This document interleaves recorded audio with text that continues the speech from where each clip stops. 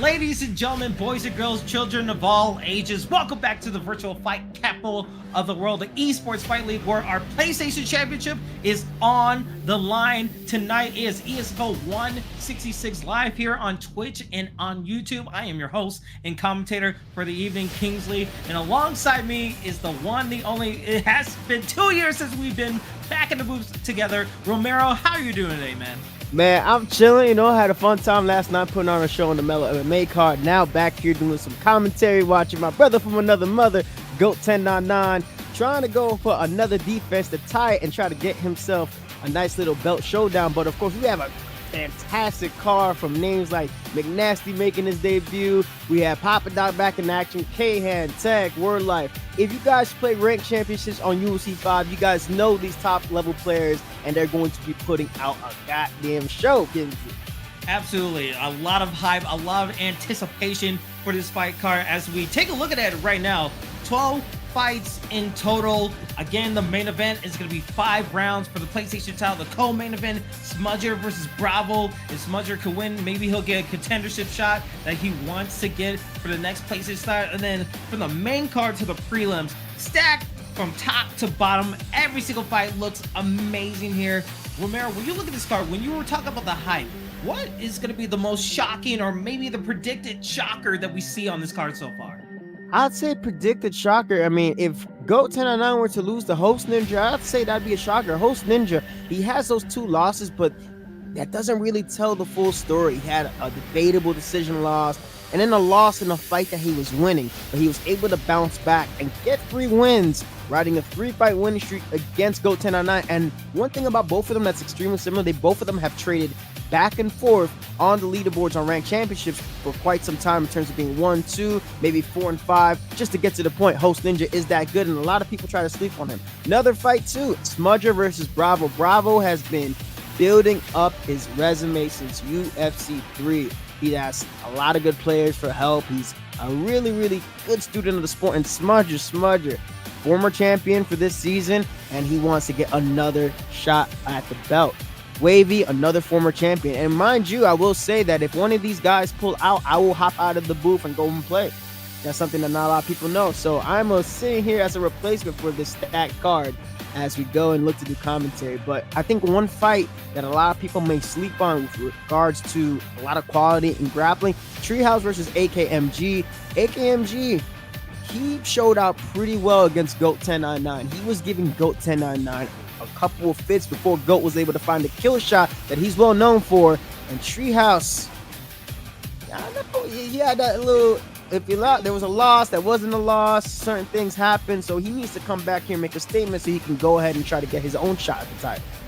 Yeah, it's going to be super exciting to see what happens. And again, breaking news, unpredictability. Romero might get out of the booth and go back into some of the fights as a replacement, but sure to be enough. 12 amazing fights here for ESFL 166. It's going to be amazing. Make sure you get your predictions in the Twitch chat, YouTube chat. We love you guys. We hope that you guys have an excellent time here as well. So without further ado, let's get into our first fight. 2 guys making their debut in the ESFL. Nasty versus Eagle MMA in this first contest in the middleweight division. Remember, when you look at the scouting report for both of these competitors, they're looking to take the spotlight head on. So yeah, with McNasty, I'm very familiar with McNasty. I ran into him a couple times for a lot of my showcase. He's a very quality player that can catch anybody off guard. When it comes to anti-grappling and not allowing a grappler to get into their positions to get the TBS game going, they're gonna be right there with you. And his opponent, Eagle MMA, you know, maybe it's like the flying eagle like Khabib, he likes to get into them grappling changes. But if you want to grapple somebody that's any good, you gotta set it up with your hands. And both of these individuals are making their ESFL debut.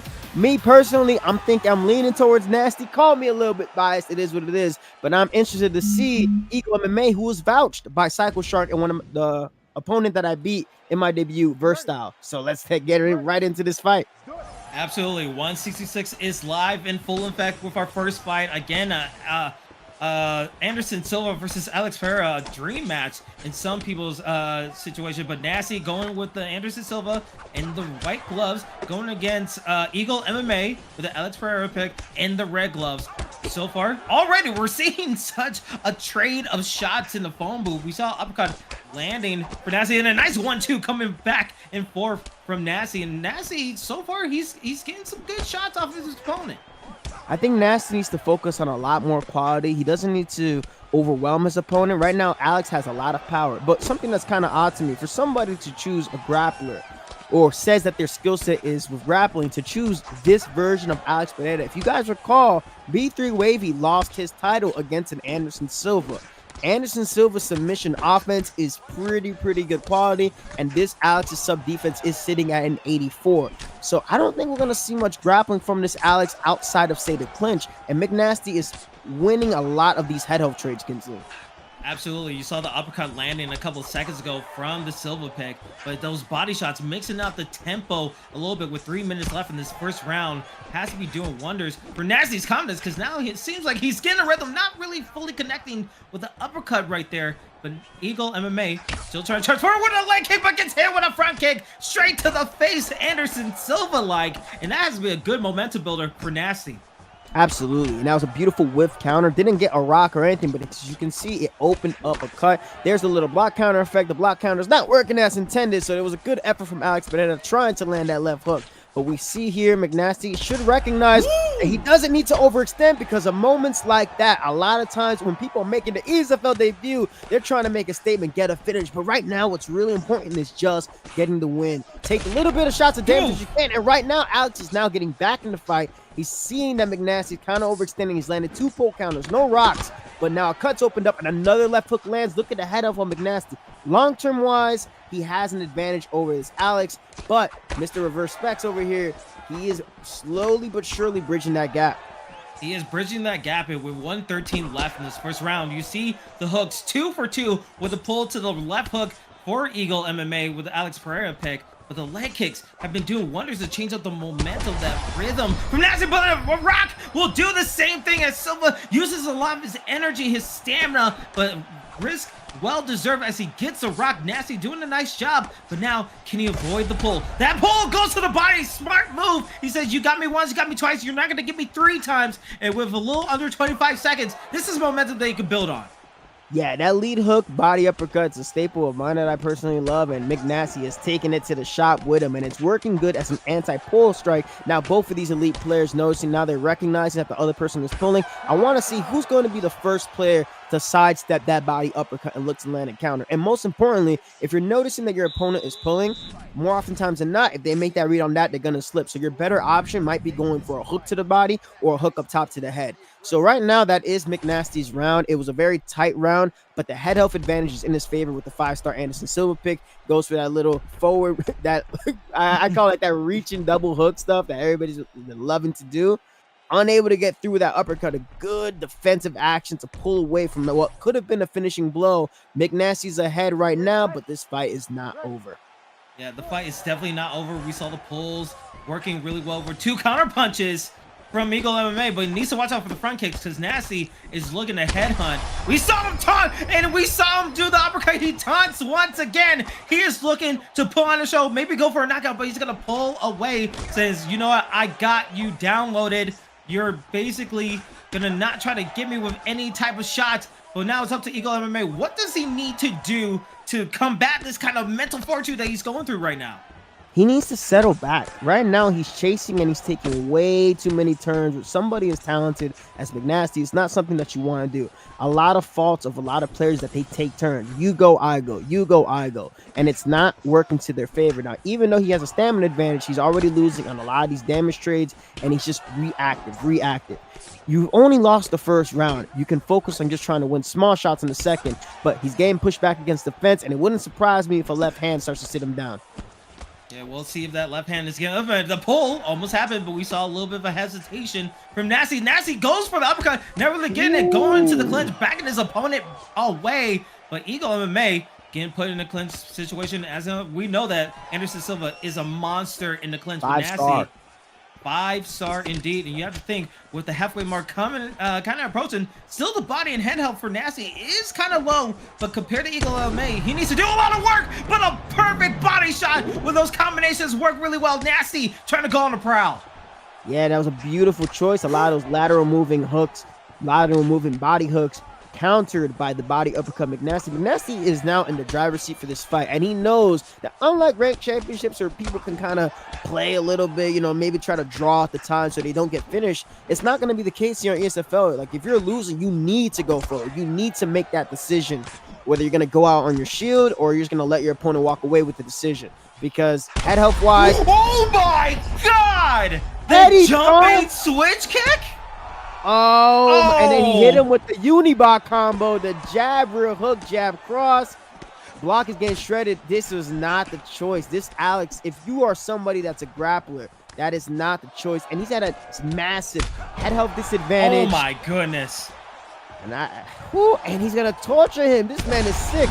Jeez. Oh, you are nasty. Oh, my Lord. No, remember, he is disgusting. He is volatile, and he's down right. Oh, nasty. But we saw a good move from Eagle MMA. Now he's on the back foot, trying to find a way. He's using a lot of stamina, but it doesn't matter. Disgusting, volatile, menacing, but down right. Nasty goes for the victory from Nasty as he makes an impressive debut with a jumping switch kick that started everything, but a simple, how do you do? Hit him with a straight, and he will crumble all the way down. Look at the replay again.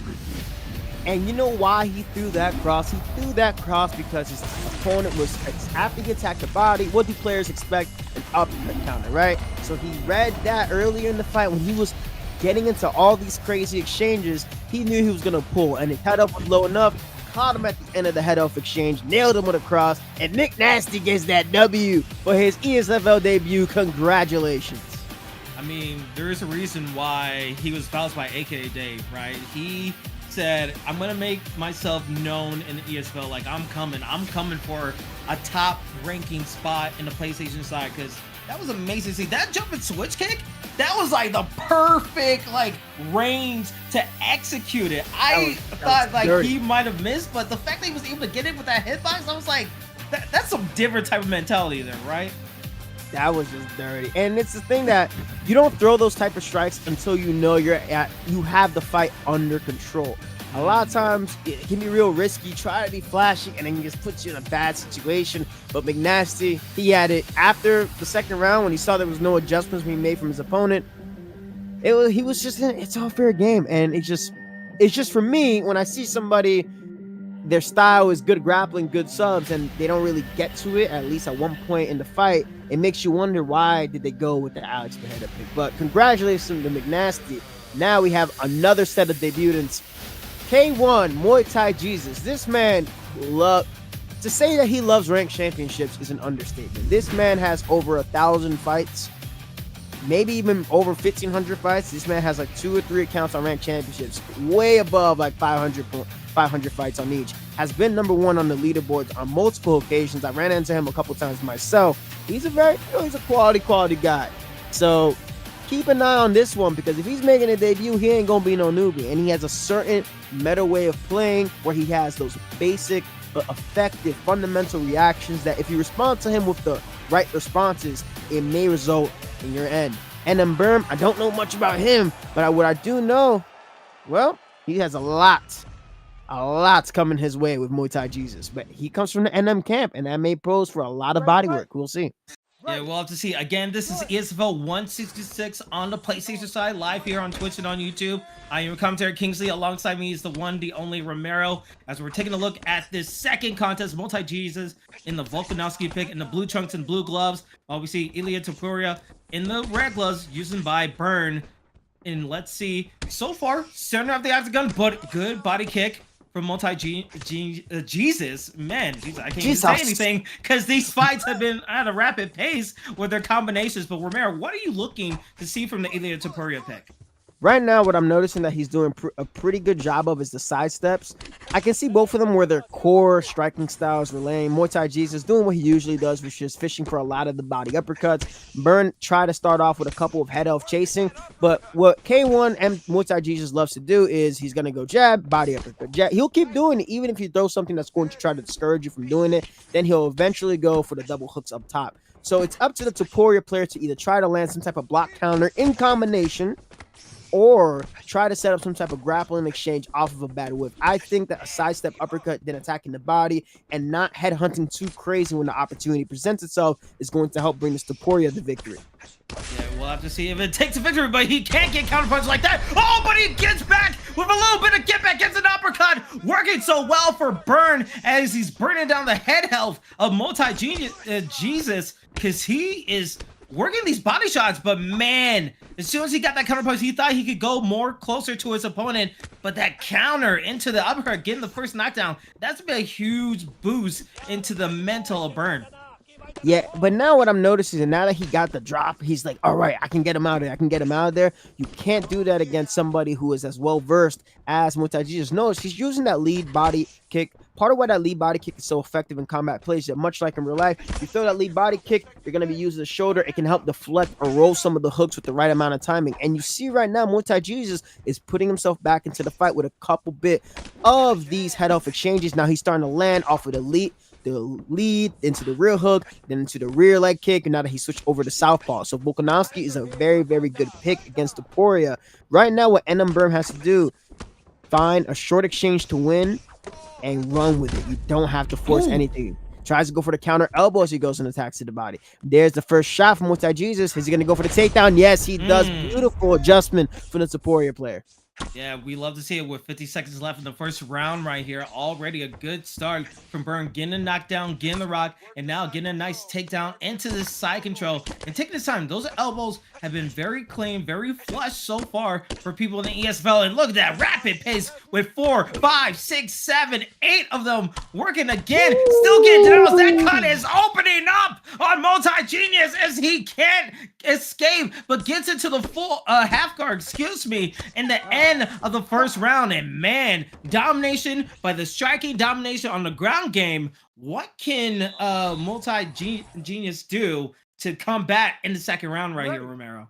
Right now, what the thing is with Muay Thai Jesus' style is that it's a lot of what I call, it's relying on a lot of the snowball effect, where if he can get that one response that he needs, he can take it his way. But now, and I know why that happened, because a lot of times when players that play rank for an X amount of time, they have these keyed in responses to try to deny things. I guarantee you he tried to pre-deny a turn for whatever reason, and that is why he gave the slam. And when you're part of the NM camp with the likes of Cloud, the likes of Nas UFC, you're going to have a nasty mount, and Muay Thai Jesus is in danger, but he's able to show some craftiness to escape. Now, if I'm Muay Thai Jesus, your only hope right now is to try to go up to sprawl. If you go up to sprawl and you get there with Volkanovski, who has high-level wrestling transitions, by getting to sprawl, not trying to go to full guard, that's why you don't go to full guard against Topuria. Now he's going to be able to knee cut and get back into the mount. And now there's probably going to be a finish at this point. Yeah, it's been tough for Multi-Jesus because he's been just getting hit every single time. Elbows, ground and pound, everything has been working. And there's a lot of time in the second round. Burn is putting on the clinic of what he wants to do. And it feels like any denial, he's looking for it. And into the side control once again. The stuff of nightmares. The one elbow connecting, landing, but back in the half guard. Multi-Jesus needs to find a way to get back up to his feet, but these ground and pound situations, and it's not just like overly going to the ground and pound and posturing up every single time. There's a method of how Burn is doing this. Yeah, and right now you see with Muay Thai Jesus, he's rushing. He's not recognizing where his safest position was going to be sprawl, getting up there with the L1 up transition. He keeps cycling back into positions that he's getting beaten. You need to go to sprawl, use some of those undeniable fakes against the side control, and then look to try to deny and then reverse them if they try to go to the darts, if he tries to go for the guillotine. Then you can switch the fight in your favor. I mean, right here, he might be able to get a submission. No dice there. But here, he's a little bit safer in the full guard, but now he's in a position where in modern MMA, the full guard ain't going to be too forgiving. And you have Alexander Volkanovski. His sub offense is all right, not the greatest. Topuria's sub defense is also super solid. And Burn is playing a super smart game here on top. Very, very intelligent, able to pass because his opponent probably expected that he would posture up. And this has been a clinic all the way through. Just keen in on these reactions. There, he's able to get back into the full guard. But remember, Volkanovski he has the triangle, he has the guillotine, he has the armbar. But with this much time left, look what I just and you see it right there, a submission attempt being implemented by his multi-Jesus, because he's trying to find a way to get an answer. But as soon as we say that, back into side control with 15 seconds left, just doing more damage to the head. And you can see that main gash being opened up on the right forehead of Volkanovski, and that's stamina being low every single time. But it's gonna be tough sledding going to the third round right here, Romero. Yeah, because now multi-Jesus has to open up, and he's somebody that's okay when he's in the lead, but when he has to come back into a fight, especially with somebody like Topuria, it's gonna be very difficult. But I think Burn has this under control. That side control position is super unforgiving. I personally, as a grappler, I don't like how much stamina gets drained in that position, and how easy it is to deny those transitions. But that's a discussion for another day. There's another shot and another takedown. Burn is showing an MMA clinic. Multi-Jesus unable to deny that, running the pipe, setting him down right into half guard. If Multi-Jesus makes the same mistake again, and the thing is, his opponent, I'm pretty sure, I'm like 90% sure or 80% sure that Topuria does have access to those sub counters if somebody tries to go back sitting. I could be wrong. I'm pretty sure, but not all the way sure. But 4 minutes left in this fight, an accelerated clock. You're going to need a submission if you're on your back, or you need a ref stand up, and you need to try to knock out your opponent because time is clicking away. You can't wait on anything. You've already lost the first 2 rounds. Burn is in control, and Burn is he wants to finish him. That's why he wants to finish him. Yeah, absolutely. He wants to try to get a finish, but man, it seemed like deja vu from what we saw in the second round. As you see, both guys are trying to scrap, trying to find their way to get some good connections against their opponent. Multi try to find a nice little 1 and 2. Not able to get it. Gets a little bit of a trade, but how much head health can he basically lose before he gets into trouble? Oh, but he gets flipped like a pancake once again. Back into side control, and with under 3 minutes, man, it's still gonna be tough sledding, because not only is the guy's gonna be open on the right side, it's gonna be open on the left side, because these elbows are coming in hot and heavy. Yeah, that position is just it's a horrible position to be in. I never understood why EA kind of nerfed the power transition from there as they did, because that position, it doesn't seem to matter who you have, whether you're Volk or you're freaking Clay Guida or you're Michael Johnson off the back. You're just screwed whenever you end up in that bottom side control. He is in complete clock control right now. What I mean by clock control is like he recognizes the situation. He's already knocked his opponent down. He secured multiple takedowns. The only way that Multi-Jesus can even win right now is if he gets a submission. And even now, Burn is just going to be too well versed to allow himself to get put in a position where he's going to be able to set off a sequence of events for multiple submissions. So we might, with 1:30 left, Burn, I think, is on his way to a very clear-cut victory.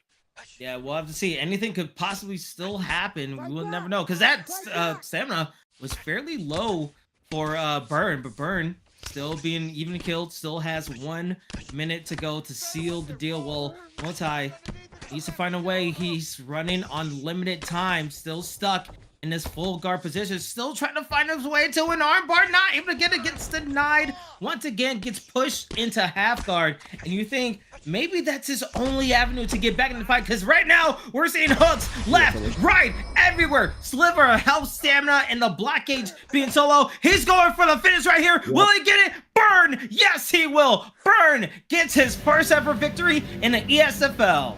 Dominated from every single facet, and the thing is that it all stemmed from the initial sequence and being able to. How was Multi-Jesus going to try to rebound from that?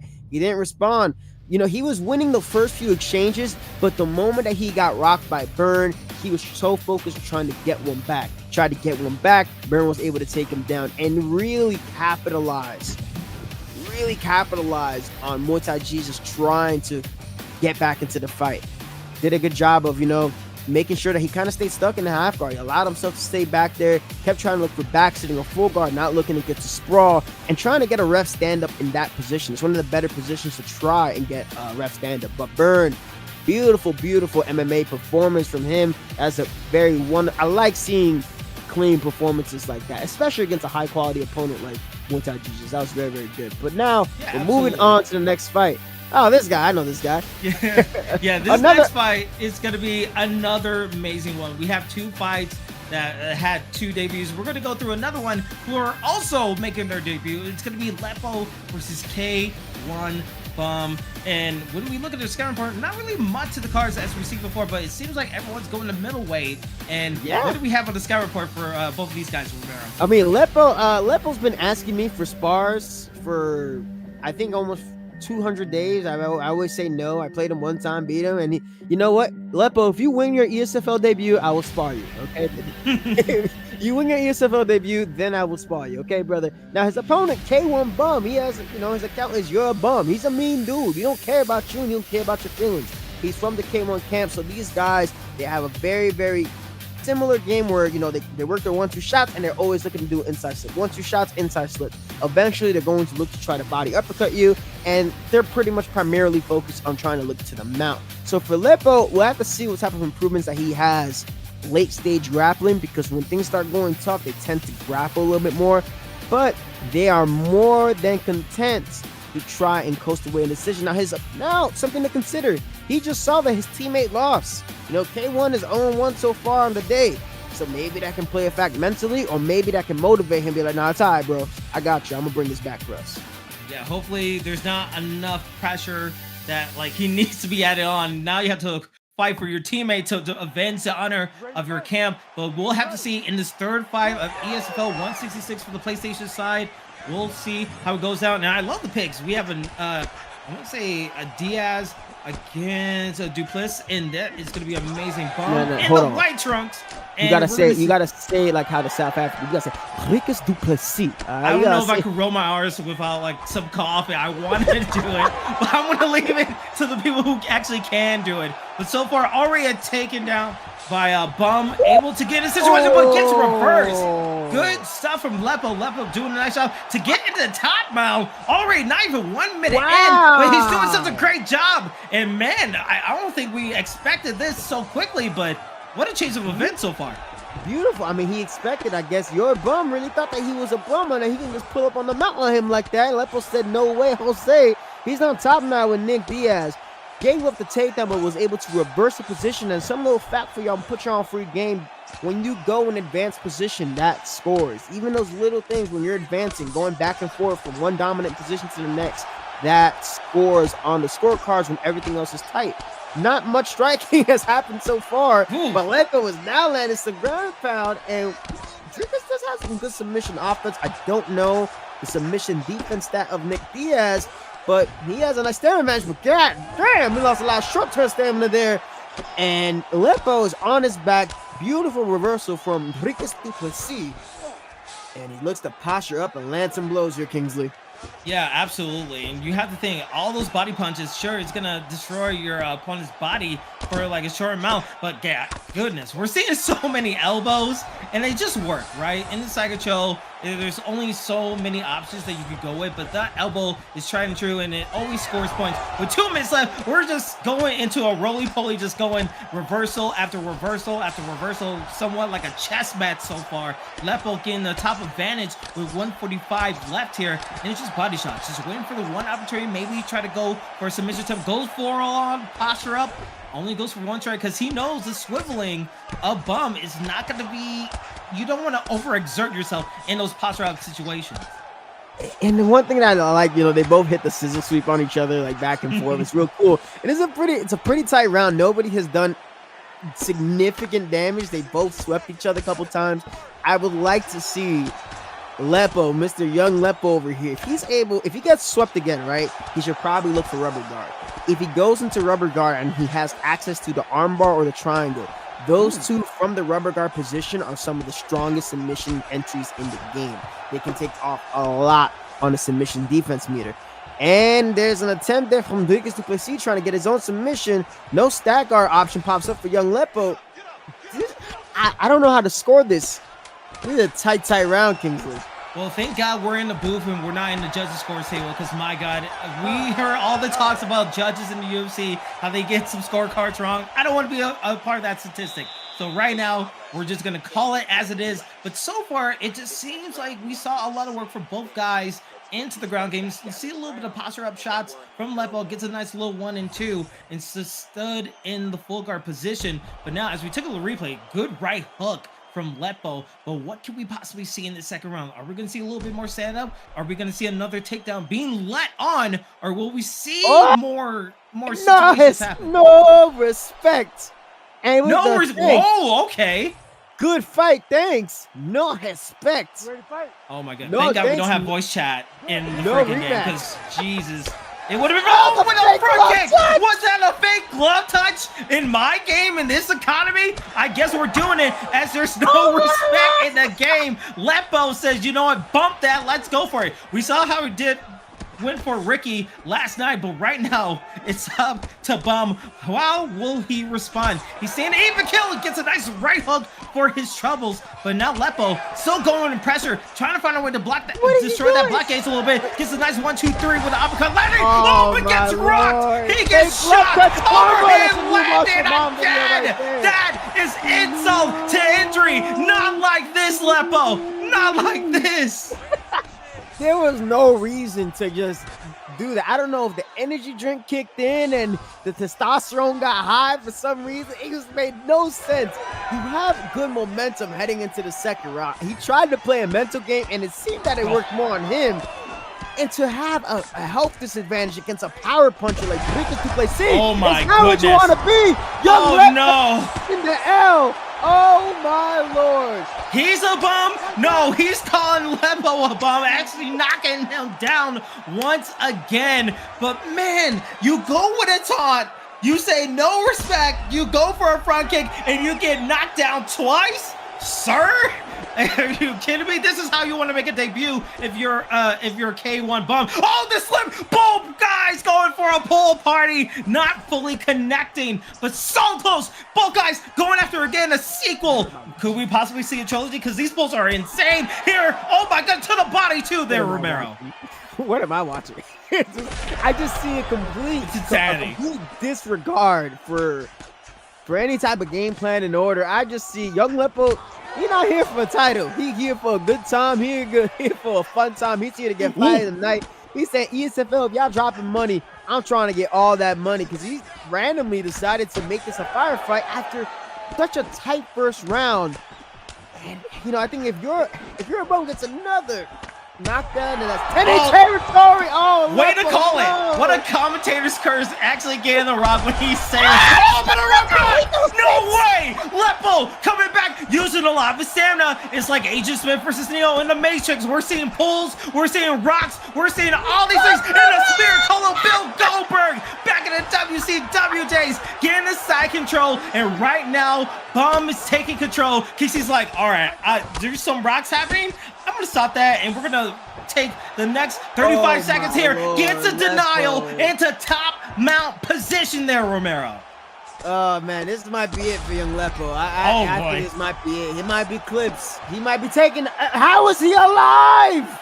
He is alive, but can he survive for 10 seconds? He will not. 8 seconds left in the second round, and K1 Bum takes the glory, takes the respect. Even though his opponent says no respect, he takes the victory, and that's important for the win column in the ESFL. He said he's here for a good time, not a long time, bro. I'm just kind of flabbergasted. He went. You know, his opponent's now telling him, nice dropping, no nice strike. Was this a grudge match? Like, there wasn't any heat. There was nothing in the sky. There was nothing. Type of beef. It just kind of blew my mind that he went from. I kind of want to see the scorecard. I want to see if he took that first round and just absolutely bottled it like that. Don't ask me for spars for the next 365 days. What was? I just like in my mind in the first round, I was like, okay, you're in a ground game. There's not really anything that was crazy, and he's like, no respect in between rounds. Goes for a front kick because I think it was like a glove touch that Bum was going for, but then he gets like... he fake glove touch him. He went full switch live backs. He went fake glove touch, and he was just like, he just turned the switch. He was like, nah, I'm going to be Cat Williams. I'm going to go on the podcast, and I'm just going to break fire. Won the first round. Lepo won the first round, and then decided to inject himself with like a Bang energy drink and say, you know what, I don't want to win my fight. I'm going to go and do that. That's like, Wow. what was that old Chappelle Show skit? Like when keeping it real goes wrong, he kept it Yes. too real, He kept and it too my real. God, it went to awful consequences. But man, oh man, 3 fights already, and we just seen just a benefit of just craziness so far in the ESFL 166 card. Again, we are live on Twitch and on YouTube. You can always check our YouTube for our library of content. You usually see me, Bailey, and Bruce Lee Rob, who I know is in chat. Shouts to you. We all have a lot of fun talking about these cards, but Romero, so far of this whole season in general, because we have a new season format. Whoever's the defending champion, how many defenses you get a real life title belt. Talk to me about how crazy this whole season has been for the ESFL. I mean, season-wise, I'd say it's been pretty crazy because obviously it's been a lot of changing of the titles. One can argue maybe because a lot of the better players weren't playing early on. But sometimes that's a good thing, right? You know, DC and John Jones, they ran shop at light heavyweight for 8 years. Nobody else had touched the belt because those two guys were just so damn good and nobody else can really get the belt. But sometimes it is fun when the belt goes a little bit hot potato, right? And with the return of a legend like GOAT1099, he came in, did the job, swooped in, got the title. You know he wants to take home one of the real belts back there, right? So this is going to be his best chance to do so with the online situation, and I really want to see him do it. You know, he's somebody that's been a legend. He's first ever UFC 3 champion.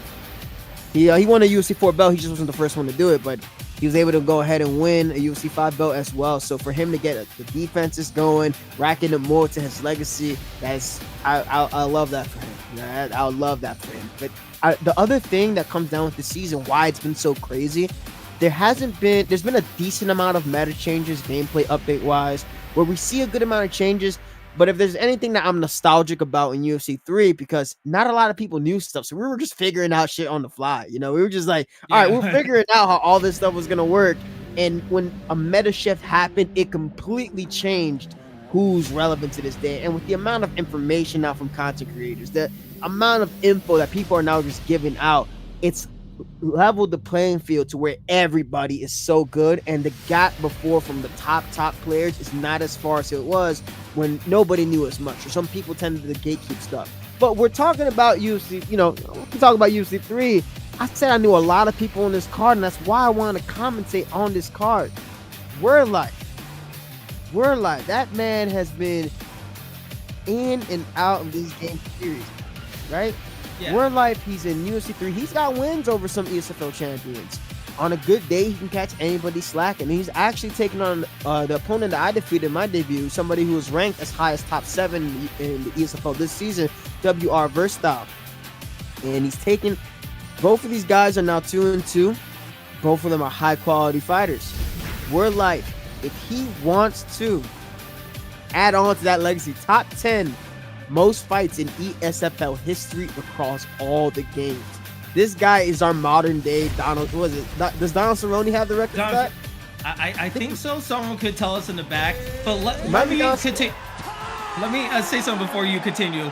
So we obviously we know there was a little bit of change. We had breaking news that WorldLife and versus WR Versatile. This is our next matchup. We will go possibly to the previous matchup later on into the card, but this should be exciting to see a Makhachev versus a Max Holloway pickup right here for a 4-fight. WorldLife is using Islam Makhachev going against Versatile in the Max Holloway, which should be an interesting matchup here. As we see a head kick landing with a rock, uppercuts landing, and Versatile is looking to make quick work of WorldLife. So with Versatile, something that he was really reliant on against myself was that he was relying a lot on the forward slip hook, and he was unorthodox mainly, so there's another southpaw versus orthodox matchup. With him, he's going to be trying to focus on leaning a lot towards the screws exchanges, but good on WorldLife, getting into the clinch, taking Max Holloway to the fence. This is what you need to do. Play into your strengths. Tries to go for the back take, change it to get it into the back drag, but a beautiful late denial from Versatile. And that having a stamina disadvantage on the feet against Max Holloway in the stand-up, not where you want to be. You got to land some efficient damage. And that rock, you know, no cut opened up, nothing too bad opened up against WorldLife, but he needs to focus on taking short shots and not playing Makhachev like he would play anybody else. Yeah, absolutely. With 2 minutes already passed in this first round, you see WorldLife, he got some good combinations in a very nice knee to disrupt the stamina in the block gauge a little bit versus style. But Versatile still moving forward. We know Max Holloway is going to be durable as all hell. Trying to work his way through. Trying to get a nice combination. Gets a nice right hook for shovels. But not really fully anything connecting. Ankle pick. Trying to lock in. But good denial from the takedown from Versatile. Versatile still keeping on his P's and Q's when it comes to the combat. Now, one thing that's going to help out WorldLife is the force of nature perk for Islam Makhachev. Islam Makhachev's chin is not even close to anything like Max Holloway's. It's at a 92. Probably might be receiving a bit of a buff after the Dustin fight, but no buffs have come in clutch. He does have force of nature, so if he does start to get into a little bit of an advantage, oh, can he chain that? Ooh. Oh, beautiful! Wow, that is impressive. Not a lot of players are able to chain, getting denied off the takedown into the bail, trying to chain 2 legs. That's really good work, good lab work. And relentless with the takedowns is Mr. WorldLife able to do so. So on the feet, lots of damage getting traded off there. Now he's in top position. If I'm WorldLife, yeah, you look to go and try to get a denial. Maybe try to look for the rear naked choke and maybe sit there for the round. And there's the rear naked choke, Kingsley. Now we'll see what's going to end up happening here. 45 seconds is left. Who's going to go for the first fake? Nobody's going to go for the fake. If they both hit 0, they're probably going to go for the race. But still going to be conceding a lot of control time. And this is going to help even out the stamina between WorldLife and Max Holloway, Kingsley. Yeah, absolutely. With so limited time left in this first round, you see WorldLife trying to at least get maybe another posture up attempt to get like something on the board. But Versatile, so far, so good. We like what we've seen from him as that's the end of the first round. It's going to be interesting to check the stats. 37 to 27 when it comes to total strikes, but fairly even in significant strikes landed. We saw the takedown be landed as the elbow connecting on the replay right there. And hey, look at that. Nice little change of pace. Respect, good fight. Everyone's like very happy. There's no like switching up sides and all that stuff. It's good to see. I was given news that Young Lepo did not fake left touch his opponent. He just never put his hand out. He said, screw you, and threw a foot out. Okay, so we have to go clear up Young Lepo's name. But back to this fight right here. Ooh, I like the little switch up. He tried to go for the signature Max Holloway switch stance jab. He has those signature combinations that can be chained to body hook. Nice cut opens up on the eye of Max Holloway. I like to see WorldLife clinch. Beautiful foot sweep from WorldLife, unable to get into the stack out position. And when you're using Makhachev, what makes Makhachev dangerous on the feet is the fact that he can take you down at any moment. If you don't utilize that strength when you're using Islam Makhachev, then why did you even pick him? You feel me? Right? It don't make no sense. Don't use a grappler. You're not going to grappler. Oh, man. He goes for the fake single leg into the uppercut. That's a really, really solid choice for those set grapplers. Now he times the single leg takedown underneath the little slip hook attempt. Beautiful to know. I'll say this versatile MMA. His takedowns have been on point. But vicious. Oh, go ahead. Go ahead. No. I was going to say. So his takedown defense has been on point. But you saw right there, his hands dropped low. He's thinking about the takedowns coming now. The headshot opened up. Now, round 1 was a very, very close round. Got the rock, not too crazy damage. Submission attempt in for WorldLife, but nothing happened there damage-wise. That round 1 was super close. A rock has happened now for WorldLife. It's getting a bit of control time off the clinch attempt, but you get another denial end up happening. So now we have ourselves in a situation where I think a knockdown may happen in this round. Yeah, we'll have to see if a knockdown can happen in this round. We're getting closer and closer to possibly... Oh, goes for a double misses both of them. And kind of duck under. Clean execution from the mix-up, going from the body straight to the head. WorldLife has some life in this situation as he's pouncing on his opponent. He's not letting his opponent breathe for one moment. Staying in the phone booth, trying to get enough stand-up hold, but a good duck from his opponent. Versatile needs to be very careful because, man, that double kick to the body just barely missed, and that could have changed up everything for what this fight could be. Yeah, and this was a... Oh, wow, beautiful rear hook lands for Versatile. Like, Versatile, when I played him, he was undefeated. Ooh.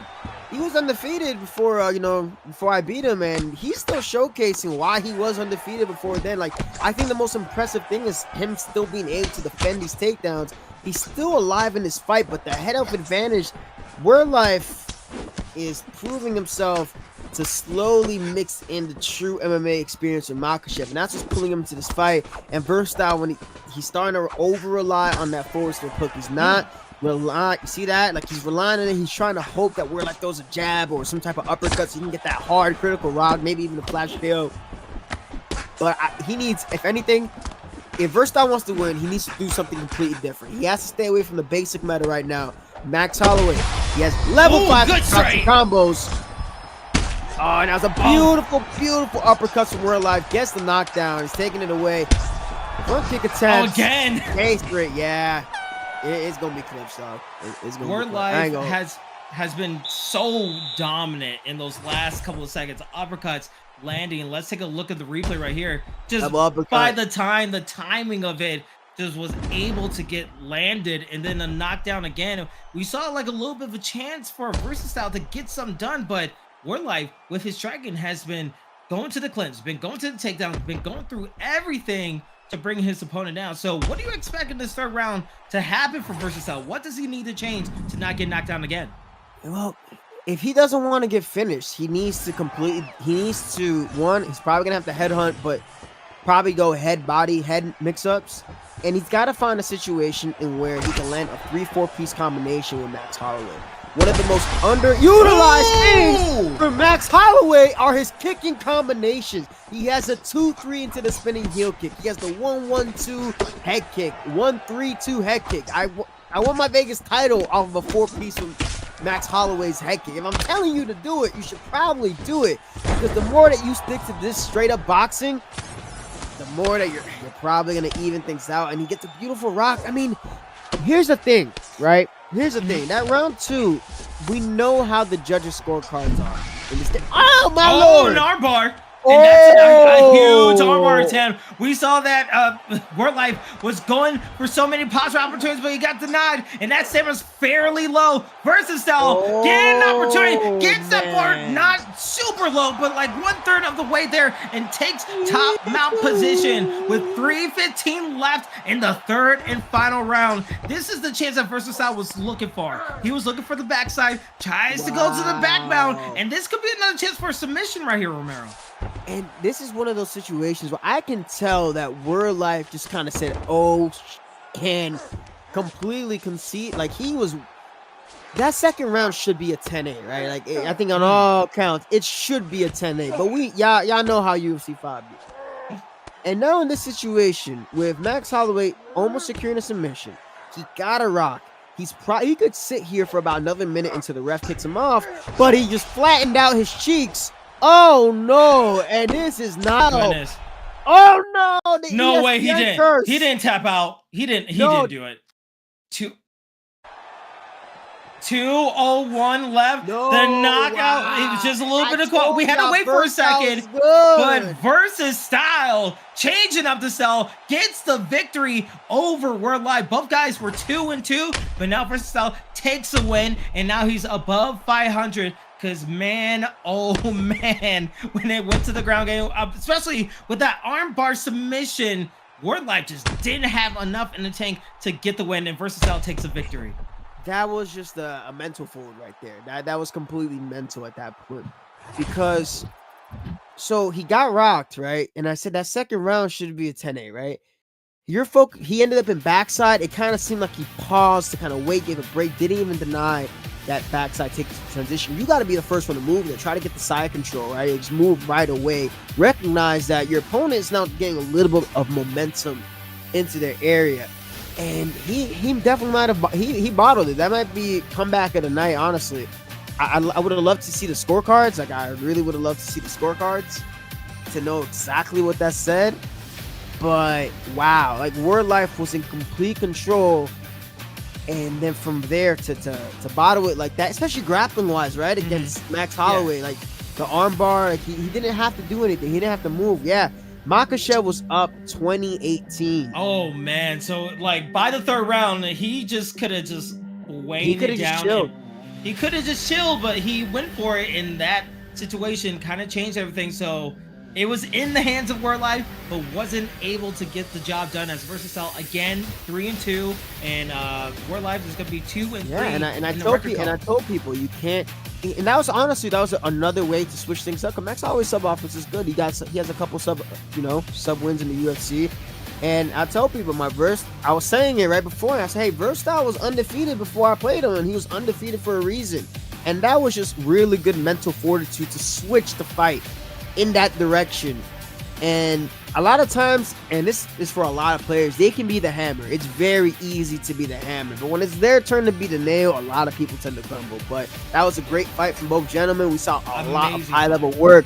And Versatile with that, if there was comeback of the night, that's comeback of the night for sure. Absolutely. But we got plenty or more fights to go. It should be an amazing one. And it seems like we're going to go a little bit back in time, go into a previous fight that was supposed to be taking place between WorldLife and Versatile. We're now going to go into Tech versus Kahan.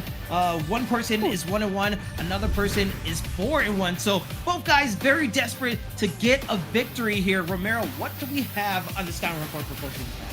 So for Kahan, I'm pretty familiar. I think I played both of these guys on ranked a couple times. Yeah, Kahan, very, very solid. He has similar, K1 style. We saw this with his partner. They're 1-1 on today.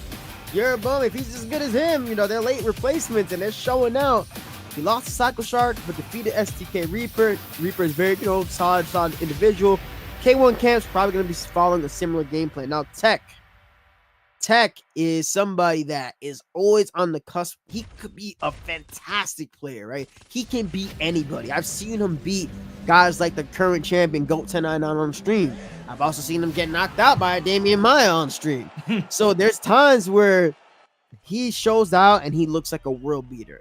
And then there's times where he kind of looks like he's a little bit mid. So I want to see the best version of Tech possible because he's 1-4. I don't think he's been performing up to the quality that he should be performing. And ideally, against Sean O'Malley, Corey Sandhagen, that's going to be a firefight matchup. Absolutely. And Tech is going to be Corey Sandhagen getting a takedown right there into full guard, while Kahan is going to be in the sugar Sean O'Malley in the blue trunks, but in the red gloves. And already a pot shot opportunity going to the head body. Working really nice, finishing off with an elbow. So far, this is what he needs to do. Come out of the game plan, be very aggressive, and find a way to get back in the winning column. Maybe find a way where he can find a nice execution, especially with the elbows in the package code. Because everyone has been doing this type of move and it's been paying dividends. Now it's up to Kahan. Will he try to get a reversal? Not able to fully get it, but gets put in the backside. And do you like what we're seeing from Tech? Tech finally his way in the ground game. Absolutely. Like, it's very reminiscent of, Corey Sandhagen against Shido Vera, Corey Sandhagen against Rob Font. If you're going against another striker that is pretty talented, that's very similar to yourself, what's going to throw a wrench and everything? You shoot a damn takedown. You remind them this is not a kickboxing fight. You remind them that you got takedowns on deck. Corey Sandhagen has been doing that lately in his career, and it's been helping him out a lot. But a beautiful, beautiful get up for Mr. Kahan. And the other thing too is that against Sean O'Malley, you're not really have to worry about much outside of, say, the triangle. Ooh. And now Tech, see how his hands have been able to open up and he's landing all those headshots? Part of why he's landing that, you see Kahan's going up, down, up, down. He doesn't know when the takedown is coming because now that threat has been established. So for Tech, he's somebody that loves to get emphatic finishes, but that's part of what's costed him on a couple of those losses. If you got to play to a decision, go ahead and take the damn decision. But right now, I think he's up on damage. Lands a beautiful right-hand counter. Kahan! Oh, no! Bro, the commentator curse is real, bro. You ain't gotta go. I'm telling you, like, hey, if you ever need to send to me, I got the remedy for it because we saw a kick almost landing, but a good straight from Sugar Sean O'Malley. Kahan doing a nice job, but needs to avoid these takedowns. But as soon as he saw those little instances of where Kahan was getting momentum, we saw Tech go back into the wrestling, go back to where he had some success earlier in the round. And so far, the way this is happening, grounded pound is landing, cuts, almost executed, but a nice slip up and get up. Oh, but a body shot not really missing. Use a lot of his stand-up attack. Can't fully capitalize with 105 left to go in the first round here, Romero. Yeah, and I think right now he did a good job of taking a bit of those exchanges in his favor. Kahan now is playing a little bit of catch-up. He's still dangerous enough on the feet that he can still knock out Tech whenever. This is Sean O'Malley. He can get knocked out whenever you fight against a Sean O'Malley because, Dana White loves him.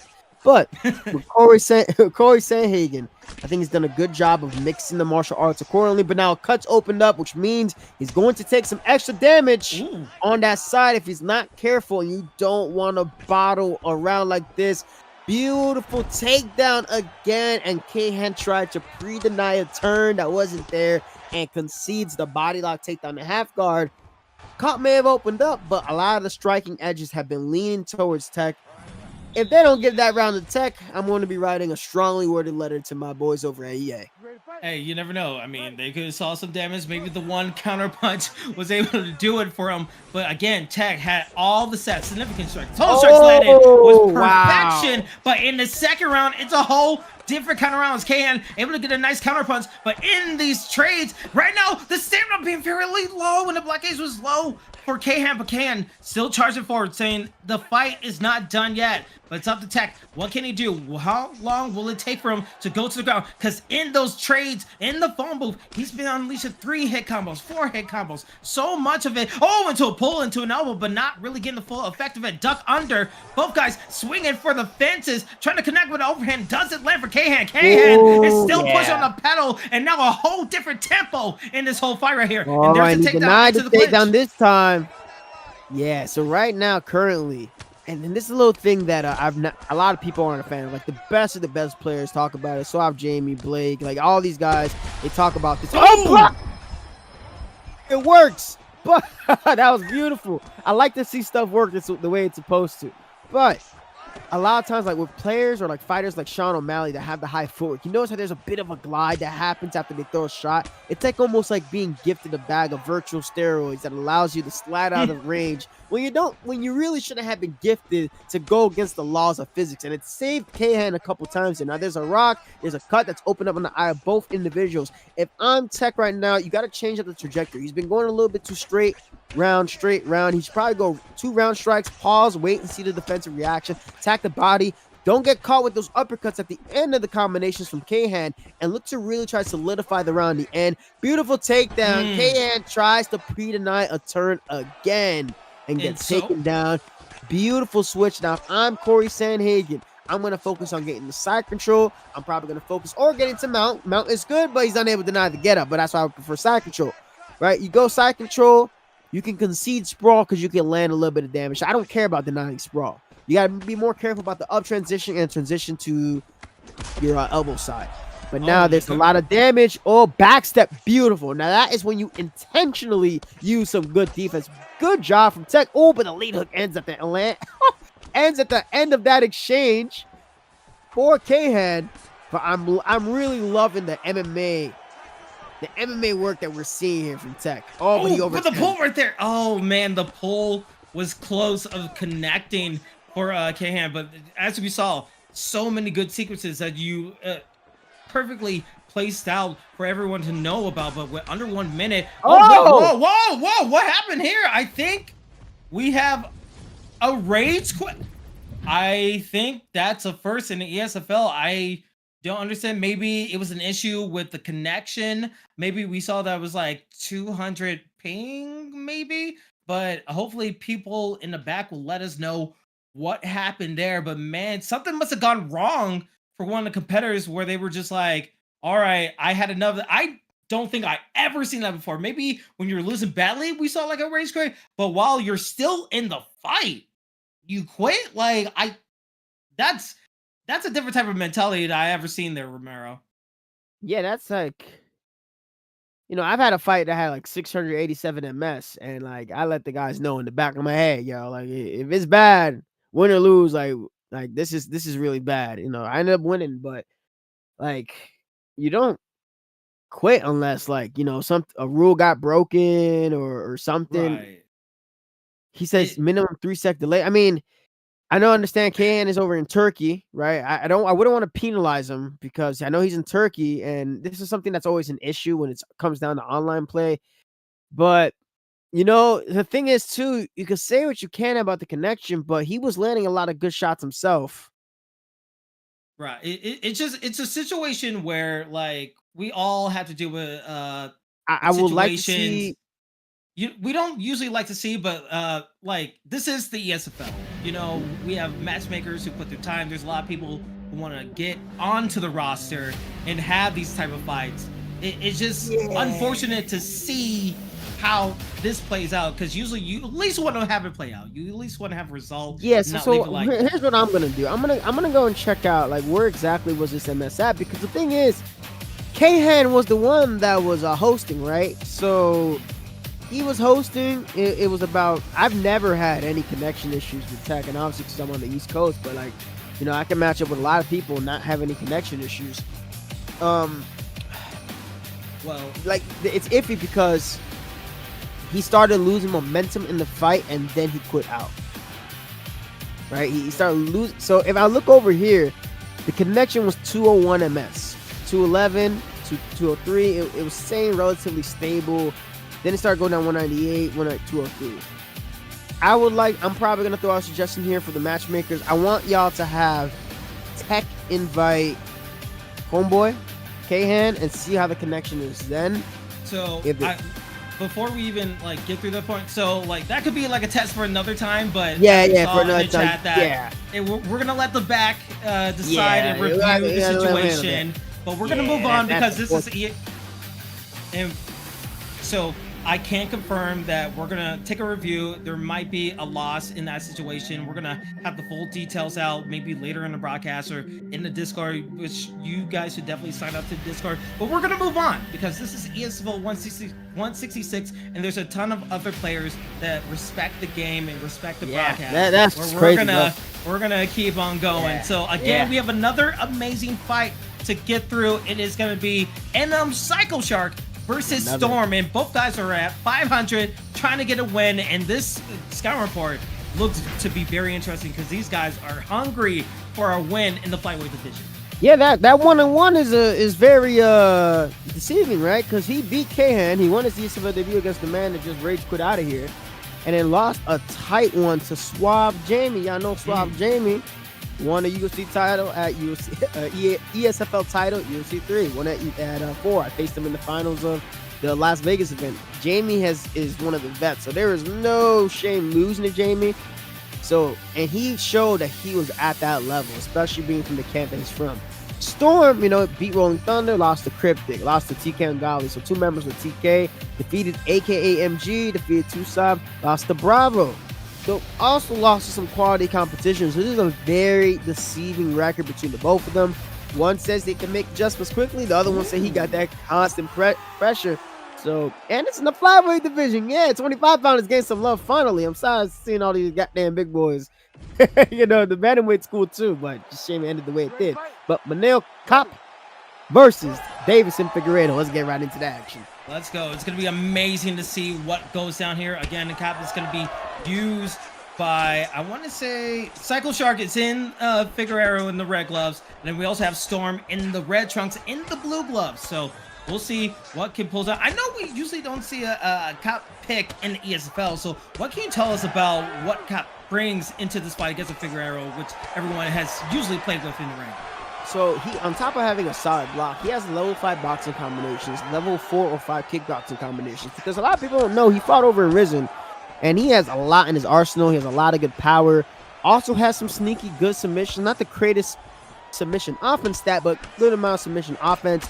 On top of that, a couple of good takedowns. Although I don't know if you want to take down Davison Figueiredo, but the advantage is definitely going to be in the block, more on the power edge for Davison Figueiredo, and that's why Matador feels very comfortable.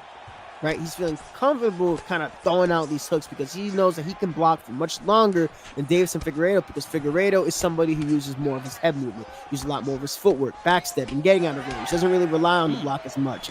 And there's that 3-4 piece trying to chain it into another slip at the end to try to extend the combination from Cycle Shark. And at flyweight, this is looking like a Dragon Ball Z fight, but Mr. Cop is doing a fantastic job of swinging them damn hooks and getting a lot of frame advantage. Counters there. Well, I was gonna say, like, that elbow looked menacing, even though it seemed like the kick was landing. Oh my goodness, what a fake into a body shot from Cycle Shark, able to get some comeuppance. But right now we're seeing Storm. He's still trying to find his way back, still using jabs to implement. Gets a nice slip into a right hook, trying to find his way through. And takedown gets denied. And he's been winning all. Yeah, he's been winning all these. Even though that shot, you know, that was a nice, cool setup to the body, he didn't really land anything clean. It was actually the exit hook of Manel that's landing. And because a lot of NM guys are kind of like big on slipping every few seconds, these hooks keep on landing. I can expect another one of them hooks land. And what did I say? I swear, commentator curse is real. Beautiful check hook attempt from STK Matador. And this is where you're seeing when somebody starts to cycle with their use to doing what they need to work on. Gets him in trouble. Takedown, but with a minute left. I don't recall Figueiredo has a heel hook from this position, so Psycho Shark's best chance at trying to do something meaningful from here is going to be stacked, but Manel gets up, and if you guys don't use Manel in ranked championship, let me tell you, I wish he was a 4-star fighter, because this dude is awesome. Yeah, and we'll have to see how awesome he can be for Storm, because Storm is still pressing forward, trying to get some good hooks, some good uppercuts, trying to slip in, gets that combination, gets some body shots as well. And we see the pulls coming from Psycho Shark, but he's up towards 110, but almost getting the full combination that he wants. 10 seconds left. Will we see a home run hit? Will someone knock it out of the park? We'll have to find out, but it seems like both fighters are calm, cool, collected. We are going into the second round. And for Psycho Shark, we know that he was able to get some shots on, but it seems like there was a cut on his head, so the doctor bag was on the upper left. So what does he need to do to keep using those pulls and also find his way to connect with his opponent? Yeah, and another thing is, too, I've seen that Psycho Shark is trying to grapple. I don't recall if Davidson... Figueiredo, I know he has one turn available off the single leg, and I think off the double leg he may have one as well. Cop also has some pretty nice calf kicks. Yeah, and you see, that's the thing. He's shooting with Figueiredo, maybe expecting that he should be able to turn in a certain direction, but it's not working. He was able to get that one takedown. Beautiful work from STK. Mr. Matador finding his shots in. Another shot. Yeah, it's not looking too good for Psycho Shark. The single under position that I hate with a fiery passion that burns with 1,000 suns. But Cobb is looking quality. There's a bit of that block work that we're seeing from the NM specialist here. But he's down around. He's looking to keep going for that pressure. He's very relentless. Like, he doesn't really care about what's going his way. He just needs his one key critical rock sequence, and that is what he's looking for, where it's going to come off a forward slip hook or some type of variation of a duck uppercut. That is what they're looking for. That's what they generally fish for. Matador has to be careful. The nose is damaged, so those straight shots are going to do extra damage. And Figueiredo has some pretty decent cut resistance here. And I can see that the fight is kind of shifting momentum. Yeah, it's shifting momentum, but also the slipping has been A1 for both of these competitors.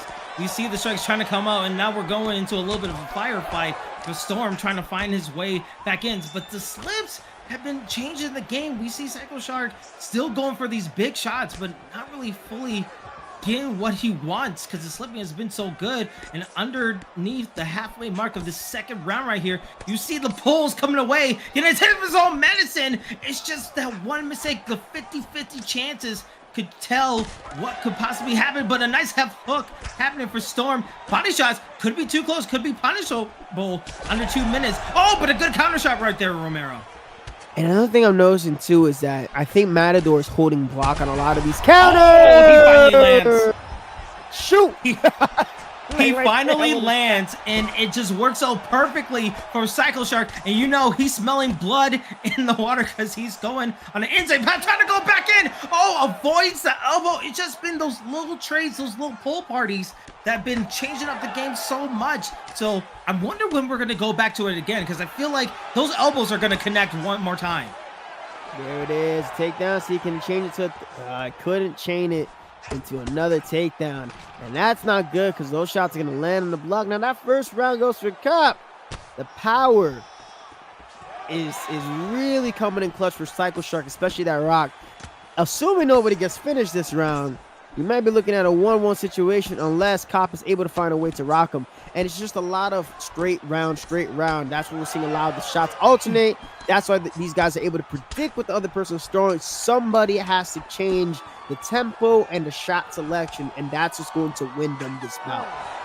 Yeah, we'll have to see how it goes down in the third and final round as we take a look at a little bit of the fight stats. Round 2, total strikes going in favor of Storm, but the significant strikes definitely went to Psycho Shark. As you saw a little bit of the replays, but this is it. This is where it all comes down. It could be 1-1, it could be 2-0. We'll have to find out. Again, Storm in the red trunks or in the black trunks is Psycho Shark. Yeah, and they threw the same amount of strikes. Fun fact, significant strikes just means distance strikes, apparently. It doesn't even mean anything with regard. Yeah, it's a weird thing. The UFC likes to finesse people.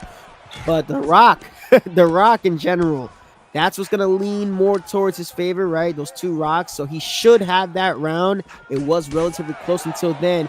And he's catching him on that rear hook because he's noticing that STK Matador is releasing block and trying to respond after that jab lands. For Matador, something that he should probably look to do is, because the block counter doesn't work all the time, should probably be looking to block counter that rear hook and then going lead hook, rear body hook, and then to the head. There's a good clinch attempt there. Tried the jab too close in the pocket, got met with a level 4 uppercut of Davison Figueiredo.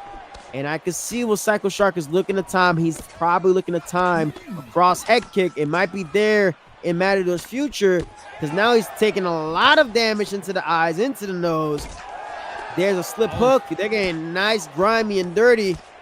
Yeah, this is the type of dirty boxing that you want to see right here. We saw flying knees, we seen head kicks being almost landed, excuse me, from Storm. But you see Psycho Shark just minorly coming in, trying to get that hook. That's been his move of the round so far. But these slips, again, now you're in territory where if you use one slip or you make one mistake and you whiff, that could be it. It could be a flash knockout, but the knee landing excellently against Psycho Shark. But Psycho Shark still coming forward, still trying to use that jab, trying to implement it a little bit. And we're under the halfway mark of the third round. Romero, what are you expecting out of Storm to get like a huge rock? I wouldn't even look for the rock. I mean, that forward slip hook is going to definitely work in his favor. But what he's not paying attention to is that stamina of Psycho Shark is getting taxed a lot more. There it is. There's a takedown attempt. But he didn't need to go for that. There, you know, he's kind of holding, high blocking there. 90 you seconds. go to the head, get him to the fence first, and then you shoot. Make sure his back is all the way to the fence. That way you get a massive stamina advantage, and then you're going to be able to initiate some type of slam. And now we see here with Figueiredo. Oh, the straight landing, and it connects. And right now, this, again, into the clinch. He's going for a takedown. Do you think that's a smart move to change up the tempo? Or maybe he should go for head hunting as he gets a rock. He gets a hook again. Right now, Storm is working so well with his striking. Oh, my Lord. And another one. Psycho Shark with 35 seconds to go. Can he win it? He just has a sliver of health left. Don't skip this. Oh, my gosh. That, wow. That is, Matador has a submission attempt. If he goes for it, he should probably take it right now. This is going to be a crazy scorecard.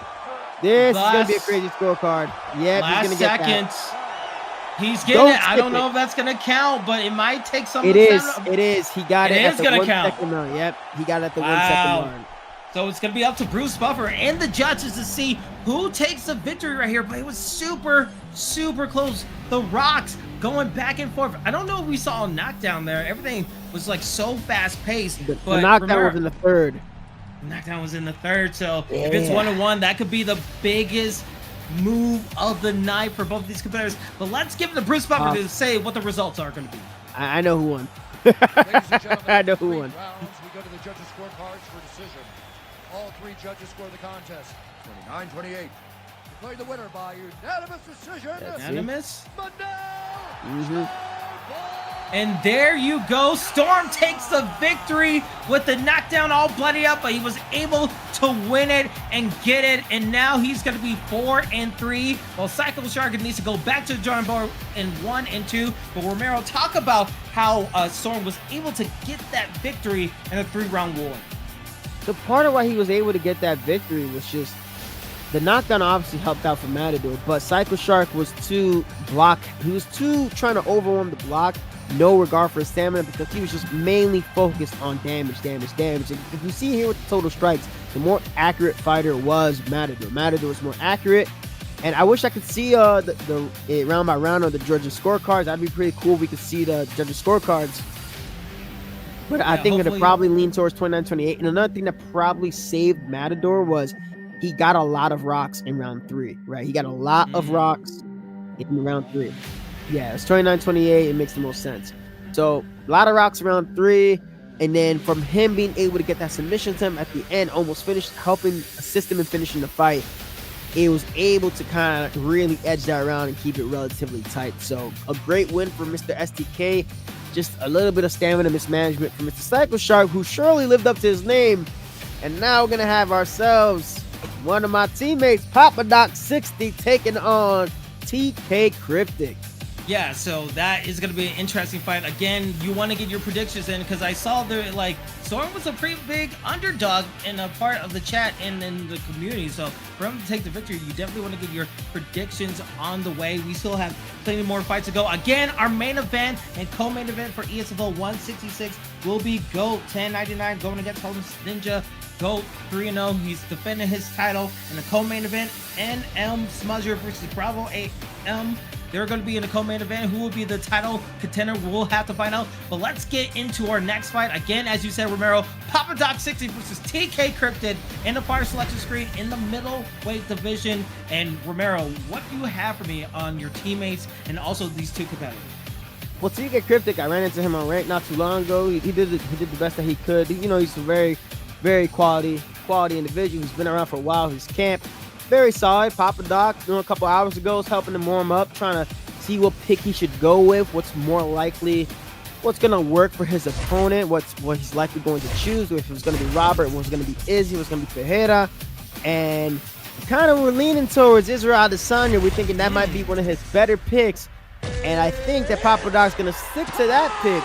Now, one thing with Doc that tends to get him in trouble is that sometimes he doesn't read the room as well as he should, where he doesn't see where the momentum is shifting and he starts to get really headhunting. If he's able to stick and move and do what he needs to do, he can take this fight and start to clean things up with that record. So the version of Robert Whittaker that took on Yoel Romero, oh yes, this is a good matchup. It should be a fantastic one as Cryptic again using the Robert Whittaker and the black trunks in the, well, actually they both have red gloves, so I'll say in the black trunks for Cryptic and Papa Doc in the blue trunks for Izzy Adesanya. And so far we see a good head kick coming from Cryptic, coming out with the first big move of the fight so far. And I'm liking what we're seeing right here. Leg kicks, we're seeing body shots, we're seeing hooks for the Whittaker. You know he has mileage for days when it comes to his stamina, but it just seems like the combinations, the 1 and 2, the hooks, the kicks, have been paying dividends so far in the early parts of this fight for Cryptic. Yeah, right now I think what Doc needs to recognize that Cryptic, he's not really committing on big body shots. You don't have to take turns with these type of shots of going, okay, you landed a shot here and then I landed a shot here, right? You want to go on your terms and you don't want to play the game where you're chasing your opponent just because they landed a shot on you, right? You don't have to play that specific game. Now that he's a southpaw, oh my goodness, a head kick landing. Papa Doc says, hold on, wait a minute. No, I'm going to be in this fight, and I'm going to take it all over right now. He just flipped the switch, and now we see just, I don't know if that was a body shot, but into the clinch, he is just smothering against his opponent. Cryptic needs to find a Cryptic way to get back in this fight, because right now, he's in a slugfest with his opponent and Papa Doc. Oh, and this is what I'm talking about, though, right? With Papa Doc, he just got a knockdown, right? Just got a knockdown. That beautiful 3-4 combination, circling body hooks. He is on fire right now. But then he gives his opponent too many chances to get themselves back in the fight, and he doesn't need to do that. He's already in control. Cryptic has to open up now. You keep that pressure on him, but you don't have to force anything. Don't give them opportunities like that uppercut counter because you attack the body. There's no reason to go for it right now. He has to try and knock you down when you keep picking away at the headshots. So Papa Doc has to read the room. It's exactly what I'm talking about. Otherwise, you might concede the victory to TK Cryptic. And now Cryptic is doing a good job landing these hooks on the exit because Papa Doc is starting to block low after a couple of these exchanges. Beautiful lead hook counter lands an uppercut at the end of that 4-piece combination. And we have ourselves another wonderful fight in the middleweight division. A beautiful slip counter from TK Cryptic.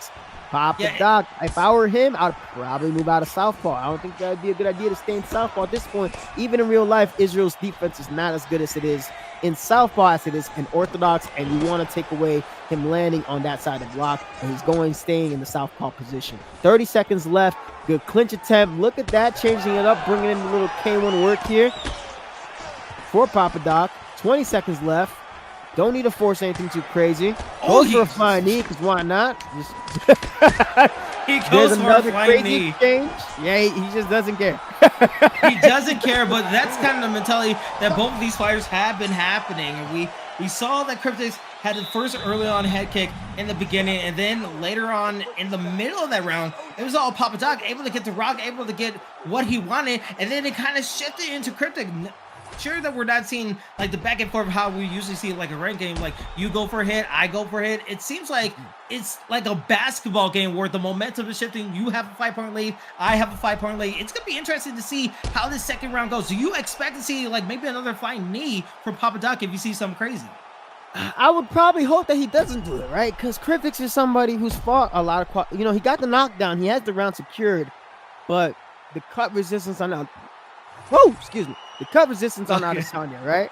Cut resistance on Adesanya is something you got to be really, really careful about because that can start to add up.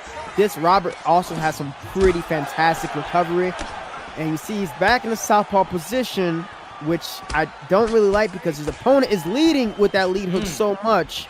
And it's landing on that side. You don't really want to give him that side. Oh, but hey, he has the 4-piece combination. A head kick is there if he wants it. Needs to be very careful because those uppercuts are landing with Cryptics.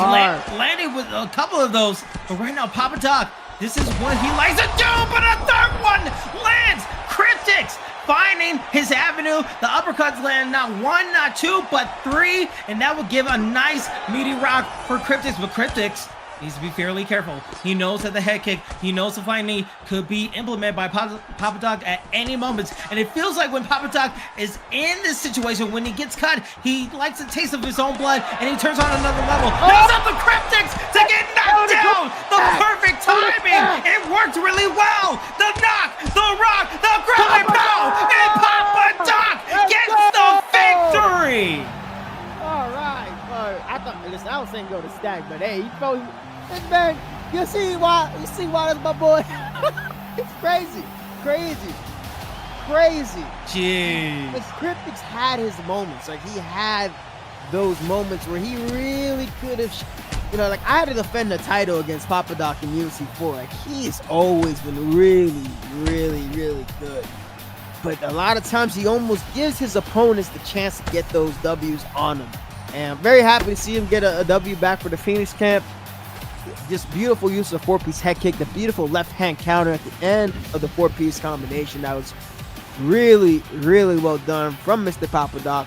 Well done. And Cryptics, he had his moments too. He had them slip counters, rock Papa Doc, had him in a little bit of danger, but Papa Doc able to pull away with the vet savviness for the W. Yeah, it was what a great fight. It was definitely back and forth. But when it came down to it, we saw Papa Doc get that victory.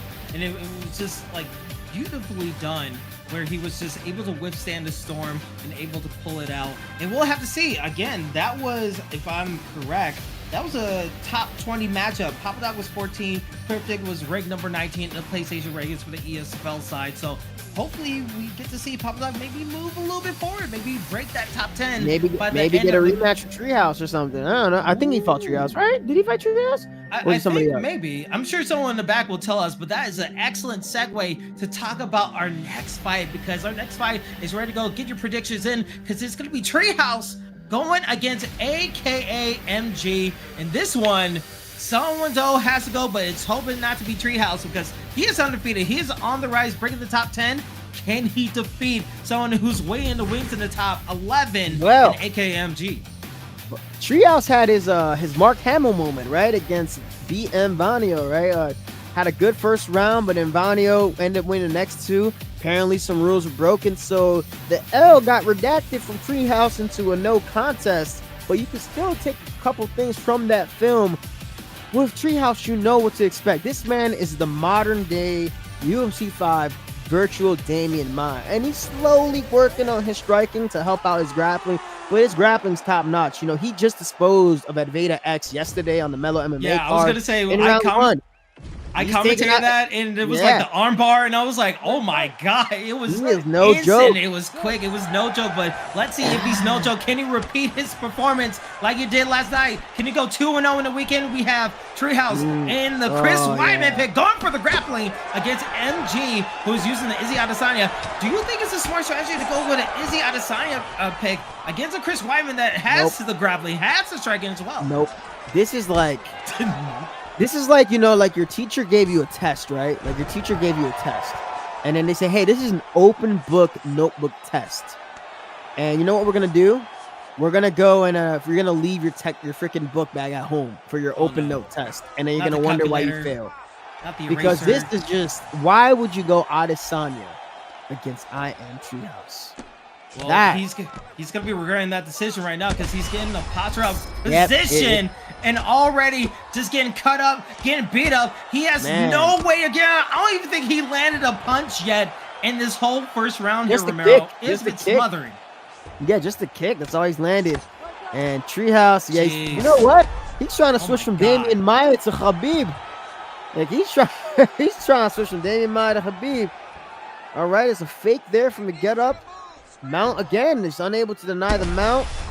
Gets rocked once more, probably another elbow. All right, denies the mount. See, with Treehouse, you need to pick somebody that has good submission defense and good submission offense themselves. So to pick Israel Adesanya, you know, Luke Rockhold's a better choice.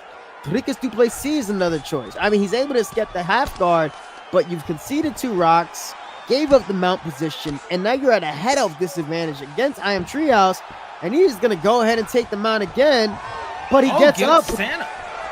Gets out and gets kicked in the front with the front kick Beautiful. from Treehouse. But man, those are like my nightmares in ranked championships. When you have someone who's just strong with their grappling and they will constantly pressure you with like back grapples, with front grapples, and you try to deny, but they already know what the deny is. But so far, credit to MG, he's able to get out and he still has time to play with. He has 90 seconds in this first round. Can he find a way to possibly attack the fight? Maybe go outside his clinch and get some distance. Oh, but we see a guillotine attempt right here. Treehouse wasting no time trying to get the stamina low, but his stamina is getting low. Not going to be out the race here, Romero.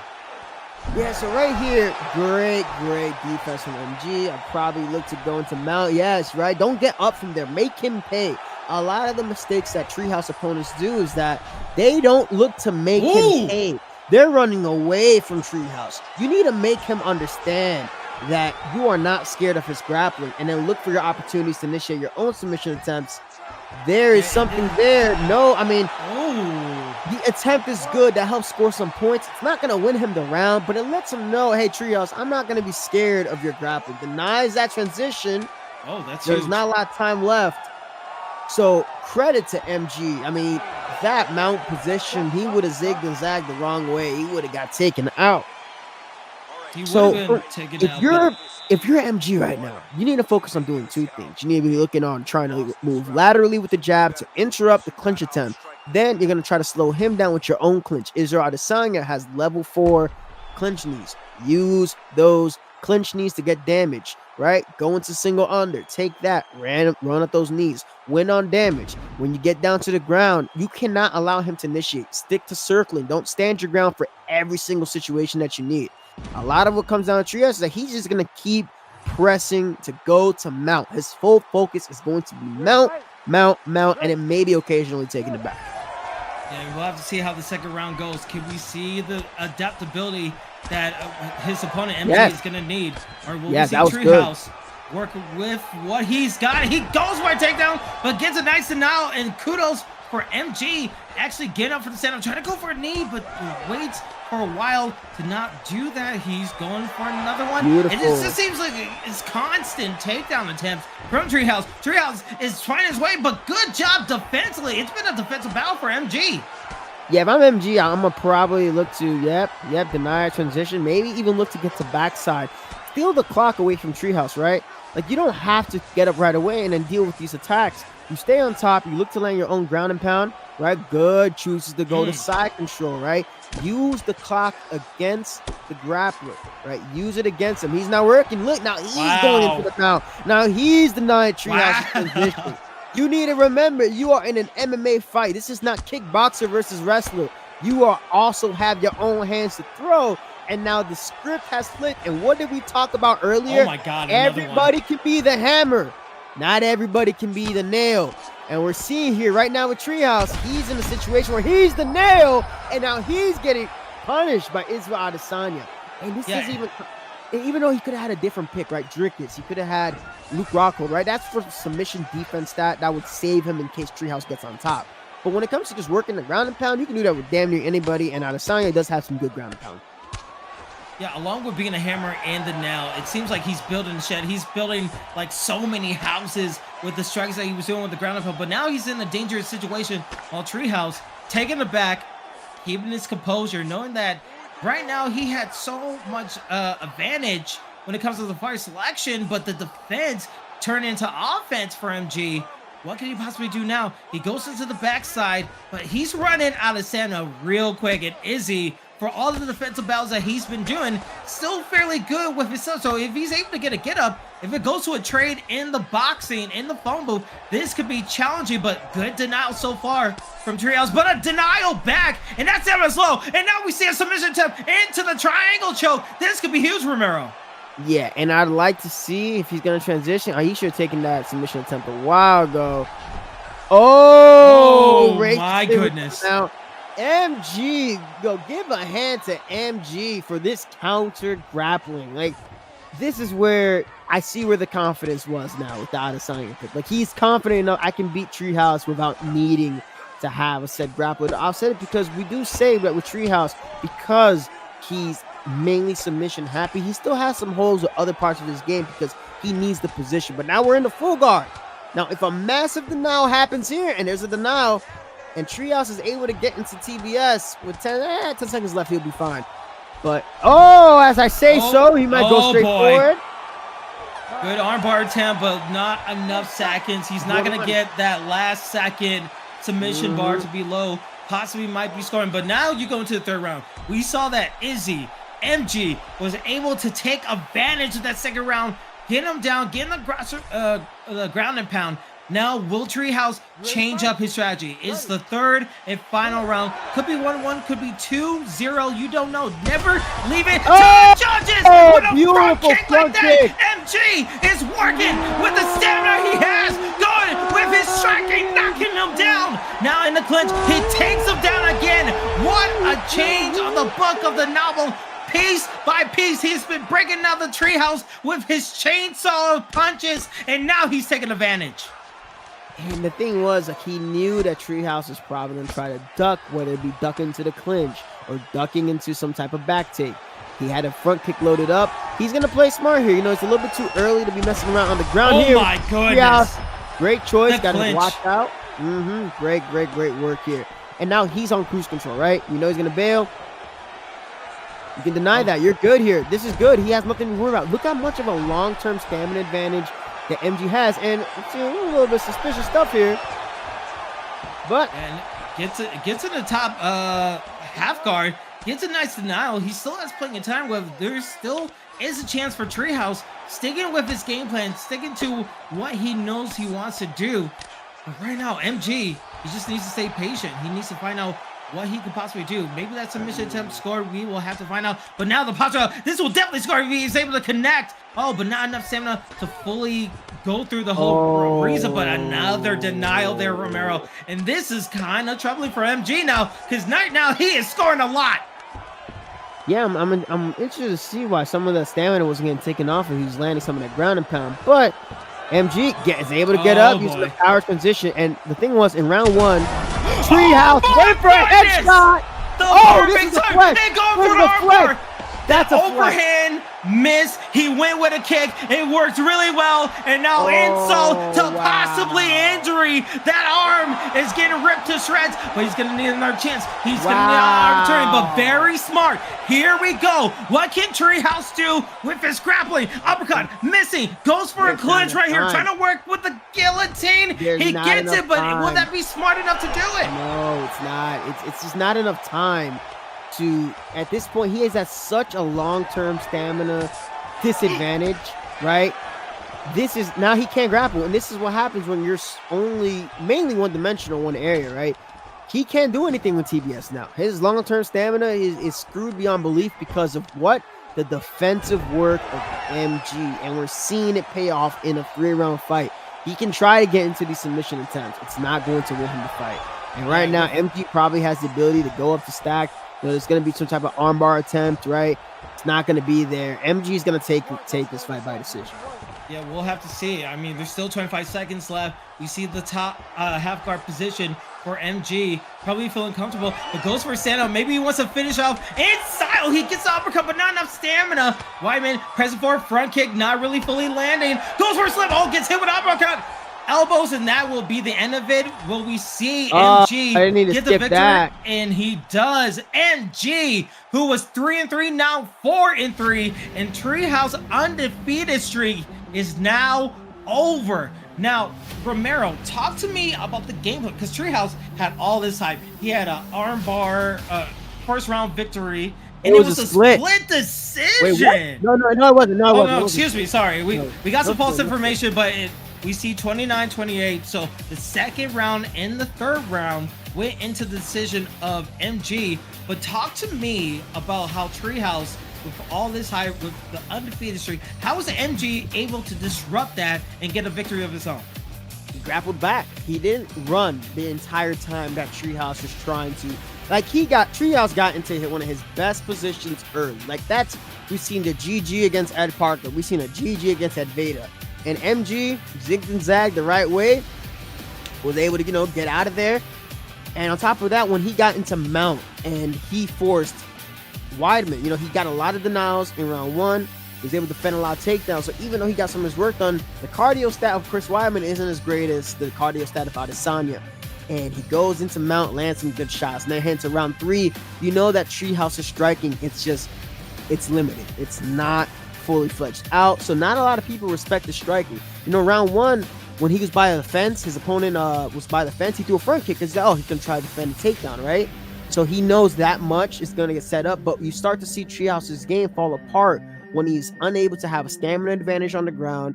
He's not able to work a lot of his options on the feet. And because his entries aren't supplemented by his handwork, once you start to understand what's coming, then it starts to become, you start just picking away, and you don't get too excited to fish for the finish. You start to win on the scorecards, and that's exactly what MG did to pull away a win against Treehouse. Yeah, what a crazy result. I know a lot of people didn't have their coins on MG, but if you didn't know now you know, and I am excited to see what his next fight is going to be while Treehouse goes back to the drawing board. But this next fight, because we're still going along, we still have 4 fights to go, and these ones are a bit of a banger. And we were seeing the fight selection screen, we saw a very interesting pick for a second, but they went off of it. Well, hopefully we'll see some quirky picks coming in the next fight, because this one is a top 6 matchup between B3 Samurai going against WR of Book, and he's 5-2. And man, Romero, this fight in the middleweight, we see the picks right now. Will they stay the picks with the scout report that we have so far?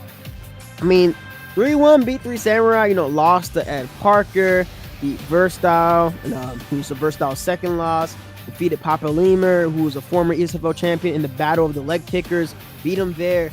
WR Buck, he was a champion, lost to GOAT1099, so he was never able to get to a title defense, and he wants to get back in there. Might be a future opponent of mine in the future, and I'm interested to see how he's going to work. He likes to use a lot of spinning elbows, lots of clinch work, but his striking can be very one note if he's not able to get things going. So I'm interested to see how this is going to turn out. Yeah, let's see how it does turn out. While we see Samurai using the Izzy Adesanya pick, I'm probably sure we're not going to see any more grappling from Izzy pick, but you never know. But look, it's going to be Anderson Silva with a spinning back elbow, pressuring his opponent.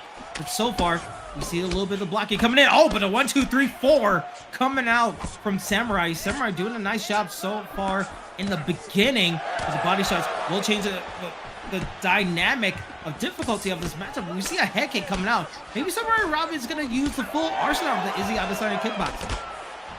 Yeah, with Buck too, like, one thing that early on when the game dropped, he was a very big grappler, right? When there was no stamina cost on the bails, so it helped him get into some fights where he was able to grapple the way that he needed to. Anderson Silva is a good choice for people that can strike but can grapple, because Anderson Silva has a very quality clinch game. He has very good submissions off of his back. He does have some decent takedowns himself. For those of you who don't know, if you guys haven't seen the footage, you can. And as expected from the WR camp, you're going to see a lot of slip hooks. And Samurai Robin needs to get off of the cage. He's a little bit too close, and you don't want to let Anderson Silva work. Oh my goodness. Wow. And you can see him set that up. You can see him absolutely set up from like the body shot, stepping back and able to connect, because he knew he had the range game. And as you said, you need to get his back off the cage. But now into the top mount position, this is not where you want to be with Volk, because Volk can absolutely puts a damage on your opponent, and deny as well. Not even a single cut on Anderson Silva, but now Izzy is going to have a lot of trouble in this situation. Yeah, absolutely. And the thing is, too, Anderson Silva also has some good ground and pound, right? And he has a good stamina advantage. Part of why that got set up so well is that, as I was talking about earlier, meta-wise, right? You see a lot of 2-3-2s, 2-3-2s. Player base is picked up on it. Well, I'm going to start throwing 2-3-3s. What, 2-3-4s, right? You're throwing 2-3-4. Reason why that's working is that people don't want to get caught trying to pull by the cross. We saw a knockout happen from Mr. Nasty, McNasty, laying the cross with somebody pulls. So a lot of times that hook will land because most people tend to what? Slip. Samurai Robin tried to slip. The hook landed. There's a knockdown. And now we have to see, where are we going to see some composure? We need to see some level of composure. You're seeing Buck now. He's starting to angle off with his combinations, preemptively ducking. Robin is chasing a little bit too much. He needs to recognize, okay, I lost this round. I'm probably not going to get it back. Oh, no. I knew. I was going to say, like, every time you say about composure, something happens, and there it is. Buck was able to duck under the head kick and was able to get the strike he wanted, but now it's up to his opponent, Samurai. Can he come back? He used a lot of stamina. The chasing was not worth the stamina lossage, and now Buck, he could play the Anderson Silva gameplay of just counter punching and find out what his opponent wants to do. As we're 5 seconds left, will we see something big here? We won't. But end of the first round, huge deflating knockdown for Samurai as the bridge of the eyeball and nose is now already cut. I'm surprised that wasn't a flash. I think that was more qualified to be a flash than a couple of things I've seen the night before. But I was supposed to say like a little bit of trauma right there. A little bit of trauma. But we'll say this much. You see where I'm talking about composure. The only he gets the front kick. The front kick landed, and that was insane. Yeah, so right here with Samurai Robin, at the very good thing that's going for him is the chin stat of Anderson Silva. Anderson Silva, somebody that his health stats, they didn't just superficially buff his health stat. He doesn't have. Go ahead. Whoa, now he's takedown faking into a lead hook. Definitely not winning the Sim Award anytime soon. But now he's going full meta. UFC 5 style, probably looking to break through on the guard. Robin has to establish some real estate right back. Maybe try to get some elbows. Maybe try to get some hook offense going. I wouldn't even waste my time trying to counter in the middle of the combination. He's not here for a long time. Get finished by the fence.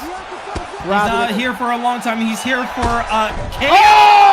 As you see the elbow, the camera went crazy, but that knee went crazier as WR of Book gets the victory. He is now 6-2. How do you do? Look at that. Oh, we're not even going to see the knee. That knee was so sick. We had to see it. Hopefully, we'll check the VOD. You guys can check it out in the VOD, or maybe you can use the pause on the YouTube, or check out our library on the ESFL Gaming YouTube channel. But man, oh man, Samurai had some chances, but it was just the distance, the range, everything he wanted to do, the duck under the head kick, and the clinch game. We know that the clinch game is insane for Silva, and with a 5-star Silva, shoot, that's knee, that's KO of the night. That's, I mean, like the camera angle change, can't control that. That's horrible. I definitely got to report that.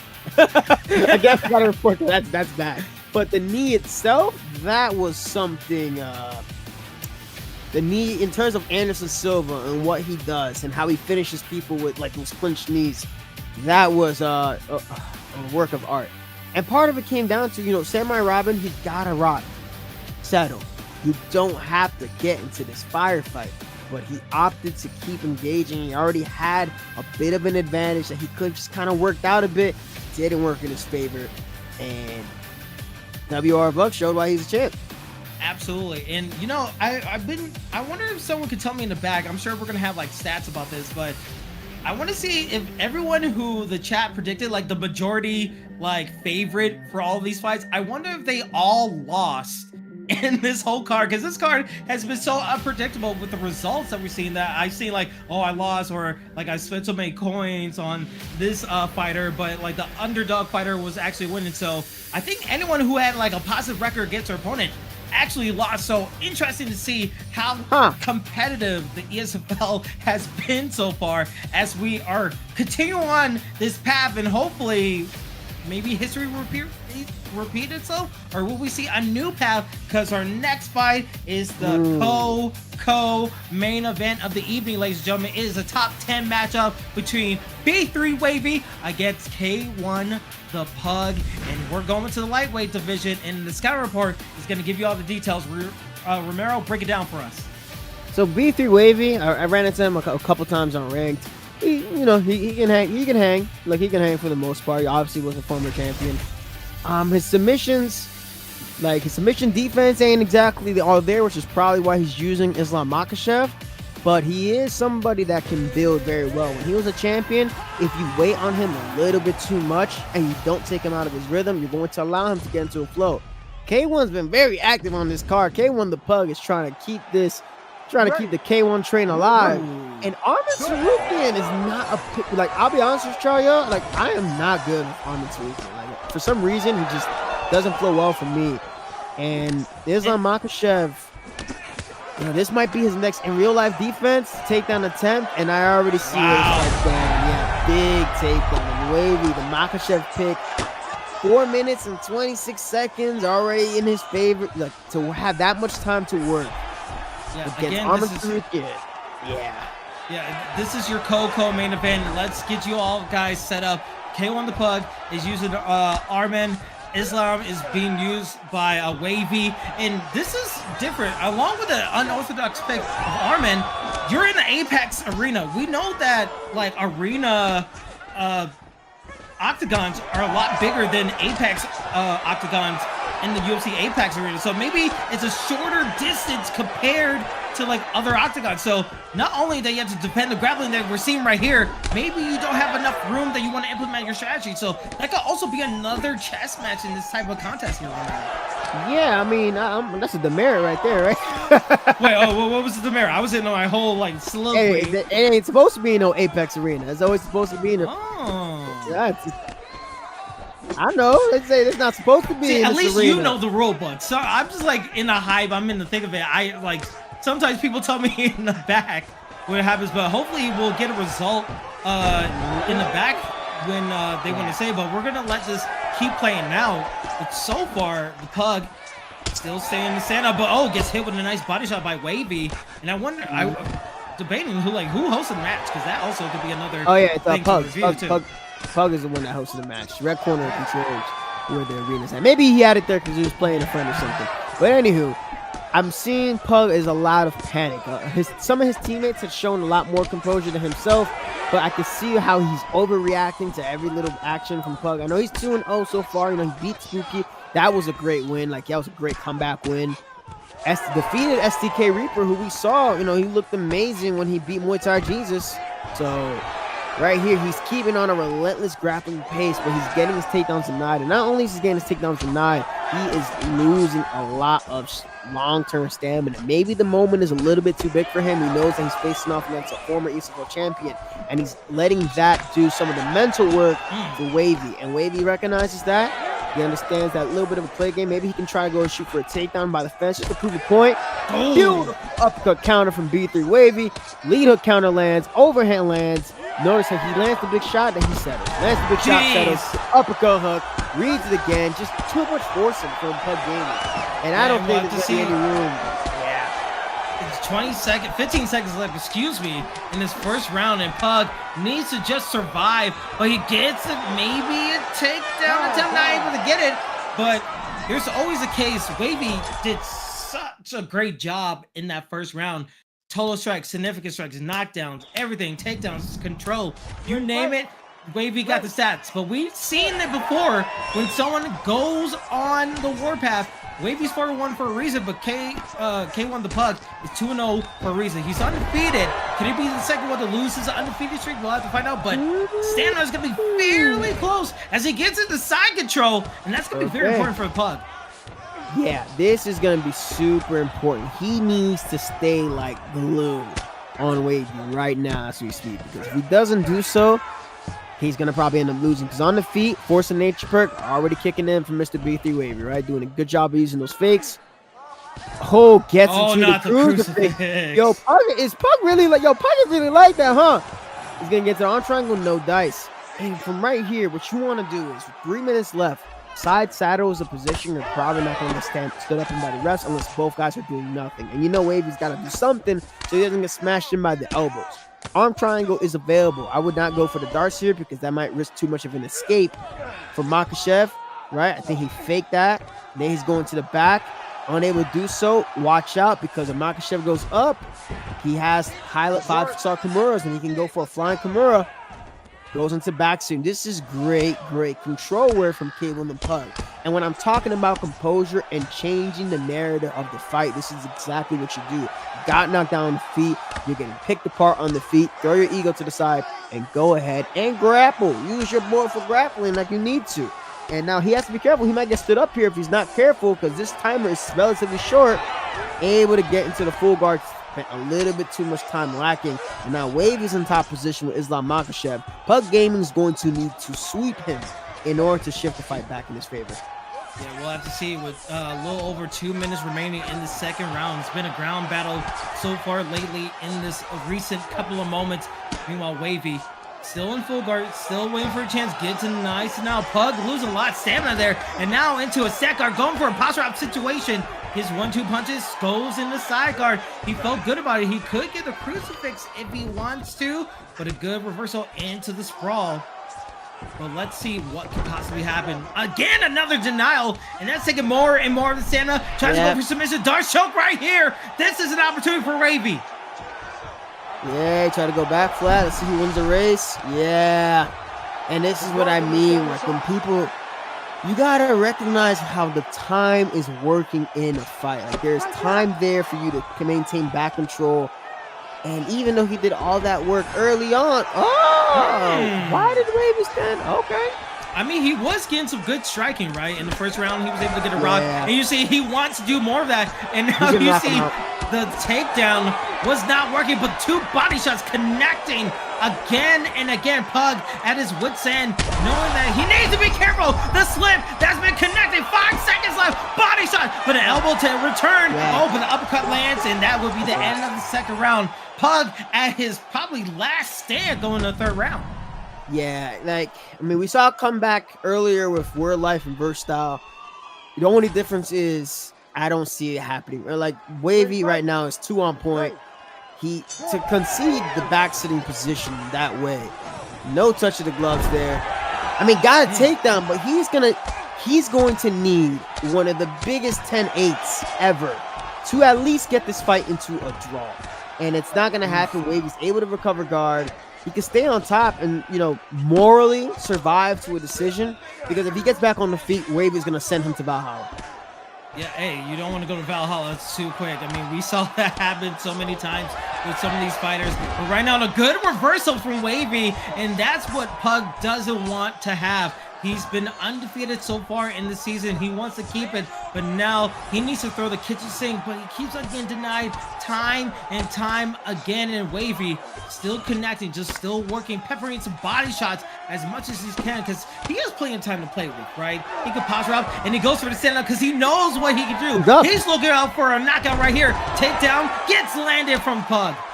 Yeah, I can't see Wavy losing this right now unless he gets robbed or he royally messes up on the ground.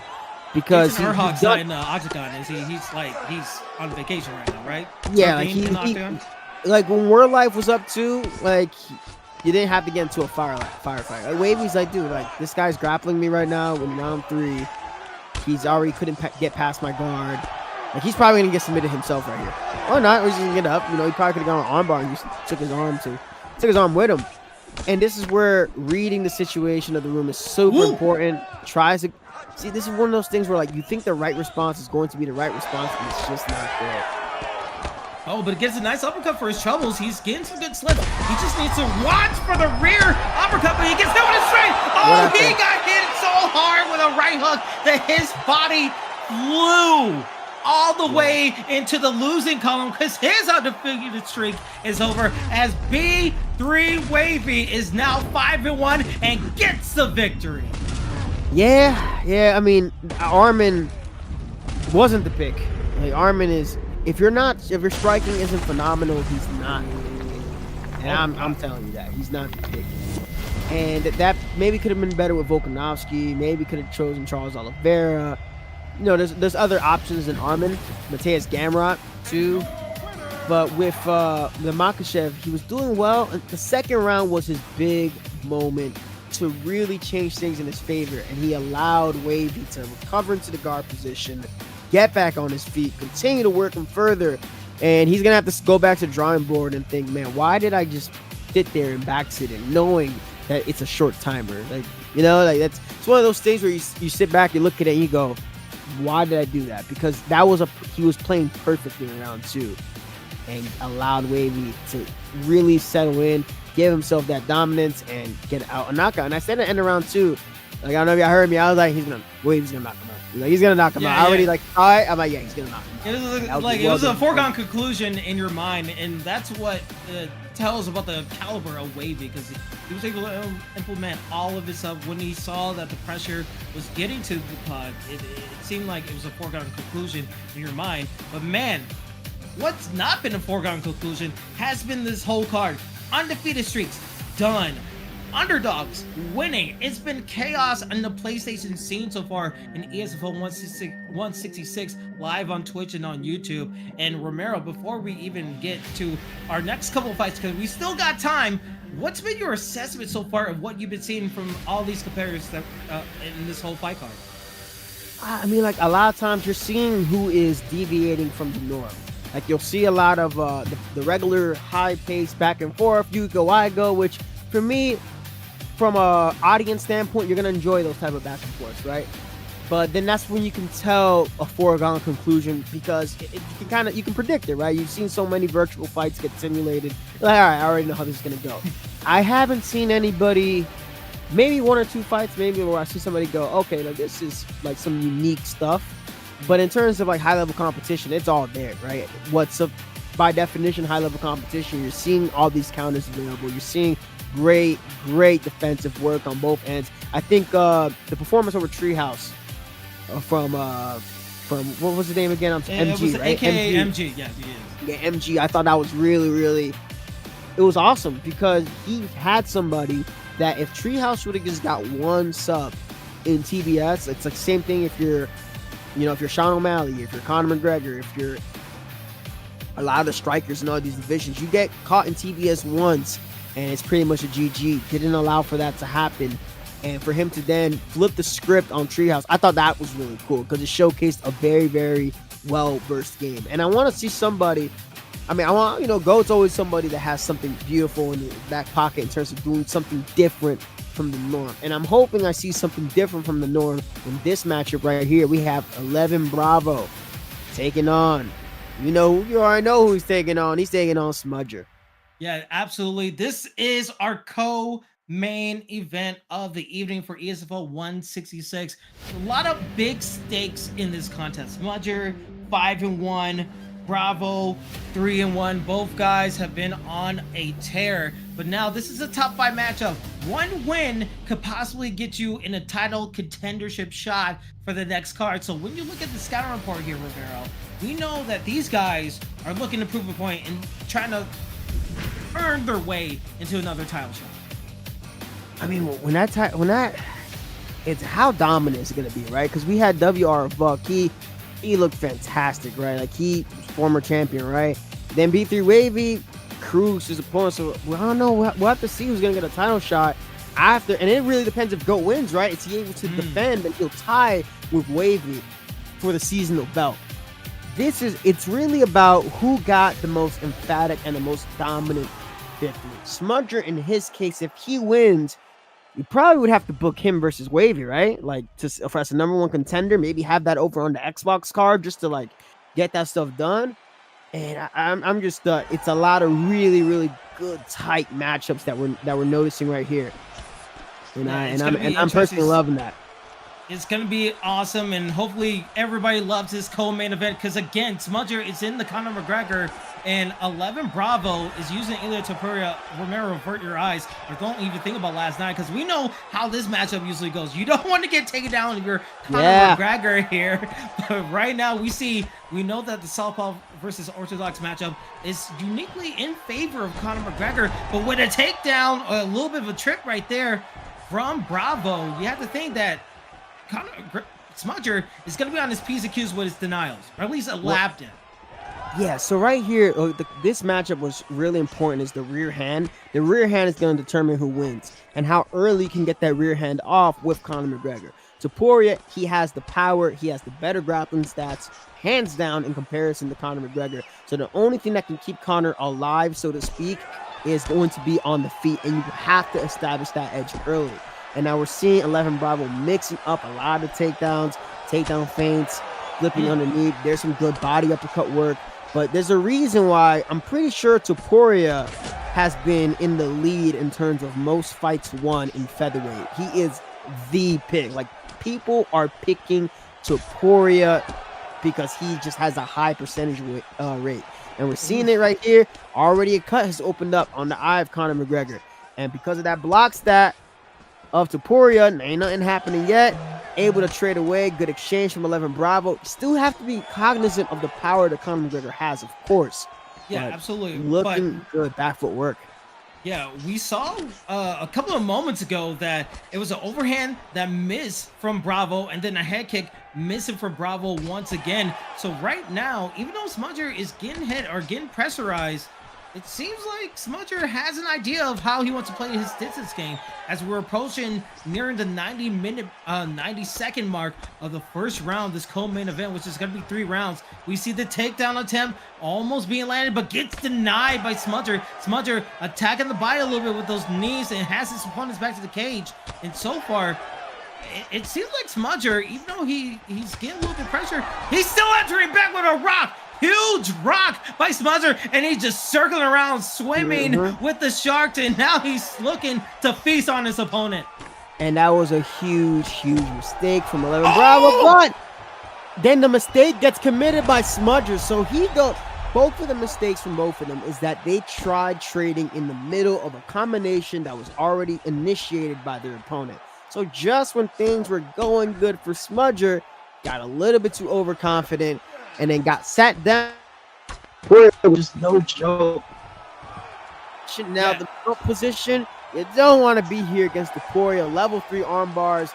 Time runs out, but just when you think things are going this Smudger's way, that happens, and that is why Topuria is the better pick. Yeah, it seems like a better pick. I mean, he has the power, he has the grappling, he has everything you want. And take a look at this replay right here. Into the clinch, able to hurt his opponent as much as he possibly can. But it was just, we saw Smudger with this huge rock, like this knockdown. It counts as a knockdown. I don't think his opponent Bravo was able to get a knockdown, but a rock. But it's just he got a knockdown. Oh, it was an actual knockdown. Okay, because I thought we saw the slam, but he must have got up. He sat him down. He sat him down. So that was a fairly even contest. So going in the second round, you have to say both guys have a rock, both guys have a knockdown. What is going to be the difference? Will it be the body shots? Will it be the slips that we saw Smudger do against Bravo when he tried to go for overhand? We see the takedown. Good denial of the takedown going to Sprawl, but as soon as he wants to get up, he can, but taking it back right here, Romero. And that was a beautiful choice of shooting the double close to the fence. You got the get up option. What I don't want to see Bravo doing is right there where he's reacting and forcing those exchanges.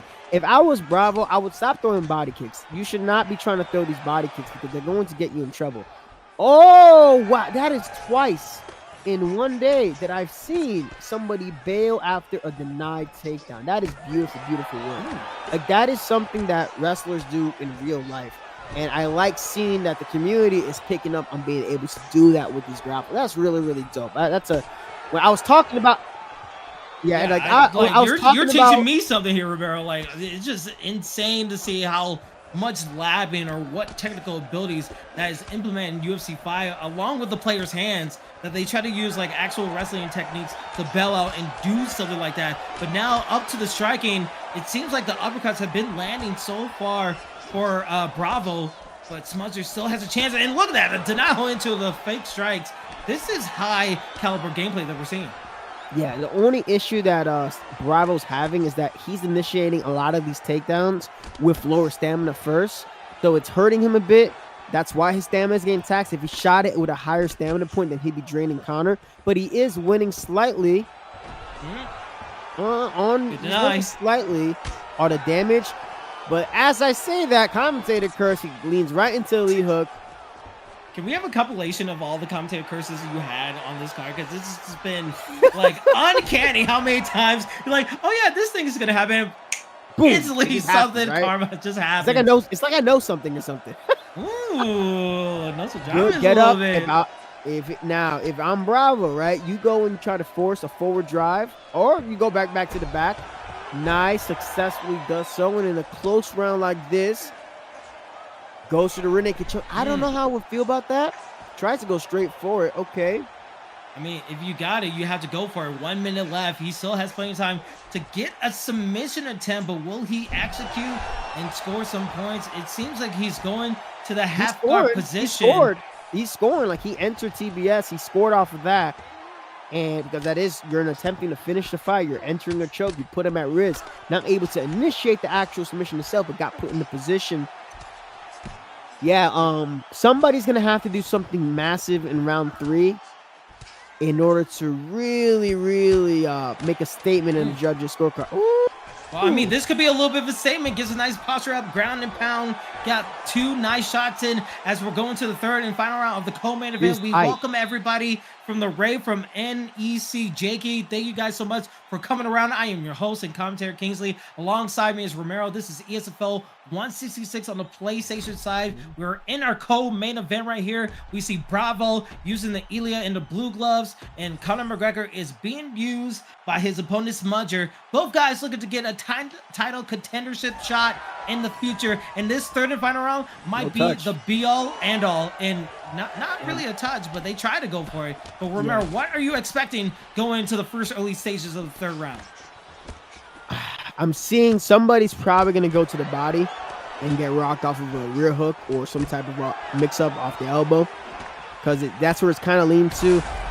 Beautiful backhand counter from Smudger. I love it when people use back. See, that's sort of stuff I'm talking. Oh! He caught him backstepping. That's why. Beautiful. Now, if you're Bravo, you need to stay sticky. You need to stay on top. Put this fight in your favor, and then try to go for a submission with like a final minute left, so you can really force your opponent on edge. Use the muscle transition. There you go. He uses the muscle transition to do so. Denies that one, and we know it can get scary here for Conor. A little bit of a delay here. Somehow ended up inside control, but it's all good. And this where it can get really scary. Oh, especially in the crucifix, that is going to be scary. Even though to the side of the fact in the fear of going to the crucifix scares any type of UFC 5 player. But so far, Bravo doing such a great job handling control. He has 3 minutes to play with, and you don't know how the judges are going to score it. Maybe there could be some like random rogue judges. You never want to leave it up to them. But Saigacho, getting a pot drop, getting 1 and 2 shots in. This is working really well. And for Smudger, time is ticking away for him to get back up and maybe try to land some uppercuts against his opponent. Look at that intelligence. So you saw when he denied that transition, it got him closer to the fence. Now 2 minutes left. We have a situation here, and that's where all the grappling, the cardio stat of Ilia Taporia coming in clutch. Now some of Bravo's cycled responses are getting him in trouble, right? Where he is automatically responding with a slip counter. And we know Smudger is going to have something big here. He didn't need to go for that shot. And we know that when the damage is close, then they rely on the grappling. Yeah, but power's very close. It was going to be interesting because like his back was to the octagon cage. And Smudger could at least take an opportunity, but maybe he was afraid of the slip and maybe afraid of the takedown. Gets another denial, second denial after he was taken down. And now working towards the body. And this is where the position he wants to be. Over 1 minute left. He's going for the hooks. He can't use much stamina. He needs to watch out for the choice. Goes for a head kick. Go for a big shot. Not able to get the cleanse of Lover. Bravo tries to go for, but now it's even kill. Center of the octagon. Dirty boxing is in play. The tension, you could cut it with a knife. And you can see what could be the straight. Going for a takedown again. Gonna chain it? No, dude. Like these takedowns getting denied they don't score like because it's a defensive action, but in terms of octagon control, this fight, this third round is super. He might chain this together to a slam. Oh, he got it. There you go. Nostradamus again for Romero. He's gonna chain. I saw it. I'm like, he's gonna chain it to a slam. Don't skip this. I'm gonna hurt y'all. Listen to Romero because he knows what he is talking about, and that's why we have him in the booth. I need to see this because round 1, I feel like it's Taporia. Second round. Oh, they skipped it, and it goes to Smudger. Smudger gets the victory against Bravo. And I guess the grappling that we saw from Elia wasn't enough. Let's see how the damage was. And you can see significant strikes, total strikes, all win in it. This was a split decision. 2 judges gave Conor McGregor the first round and the third round. Keep that right there. I got to take a picture of this. That is very interesting. That is so that third round, that second round. Like, can we go to the third round, please? Like that third round. I am shocked. Oh, yeah. Let's go to round 3 because this is like 8 to 6 significant strikes, 22 to I don't think what it was for total strikes, but the fact that one judge said Bravo won round 1 and round 2, but 2 judges said round 1 and round 3 were in favor of Smudger, and that is we can see it here 16 to 21 in total strikes, 8 to 6 when it comes to significant strikes, both fairly even amount they throw. Yeah, but it's all the categories are for Bravo in round 3. Like that 2 out of 5 when it comes to takedowns, and maybe the knees and he got to the body in the clinch. But he also got like a slam takedown, like 2 slam takedowns. That is like I would understand. Round 1 was back and forth, right? Round 1 was pretty back and forth. Like they both got a knockdown, and he got a takedown at the end, so that one was really, really close. But hey, that's exactly the stuff I'll be talking about, man. I mean, Smudger held it together pretty well. I think Bravo also low-key kind of panicked on the takedowns there, but I personally don't agree with that decision. Like I thought that was I thought that the round 3 definitely should have gone to Bravo, but Smudger gets the W. And we talked about emphatic show, an emphatic way to show if you need to fight for a title, you got to fight for a title. I mean, I think WR Buck and B3 Wavy, they showed out a little bit more, so maybe we go see some of them fight on the Xbox card and see that #1 contender on there to give a little bit of life on Xbox too. I mean, that's an interesting idea. We'll see how the ESFL matchmakers think about that idea, but man, oh man, I wouldn't say it wouldn't be us in a booth if there wasn't a controversial split decision result in one of the cards that we broadcast. This usually always happens to us, and that's the one that we get. So that was our co-main event for ESFL 166. Hopefully, we get more results in the future. But before we do anything of all of that, ladies and gentlemen, in the Twitch, in the YouTube chats, everyone on the Discord, everyone who is ready for a massive fight, it is time for the main event.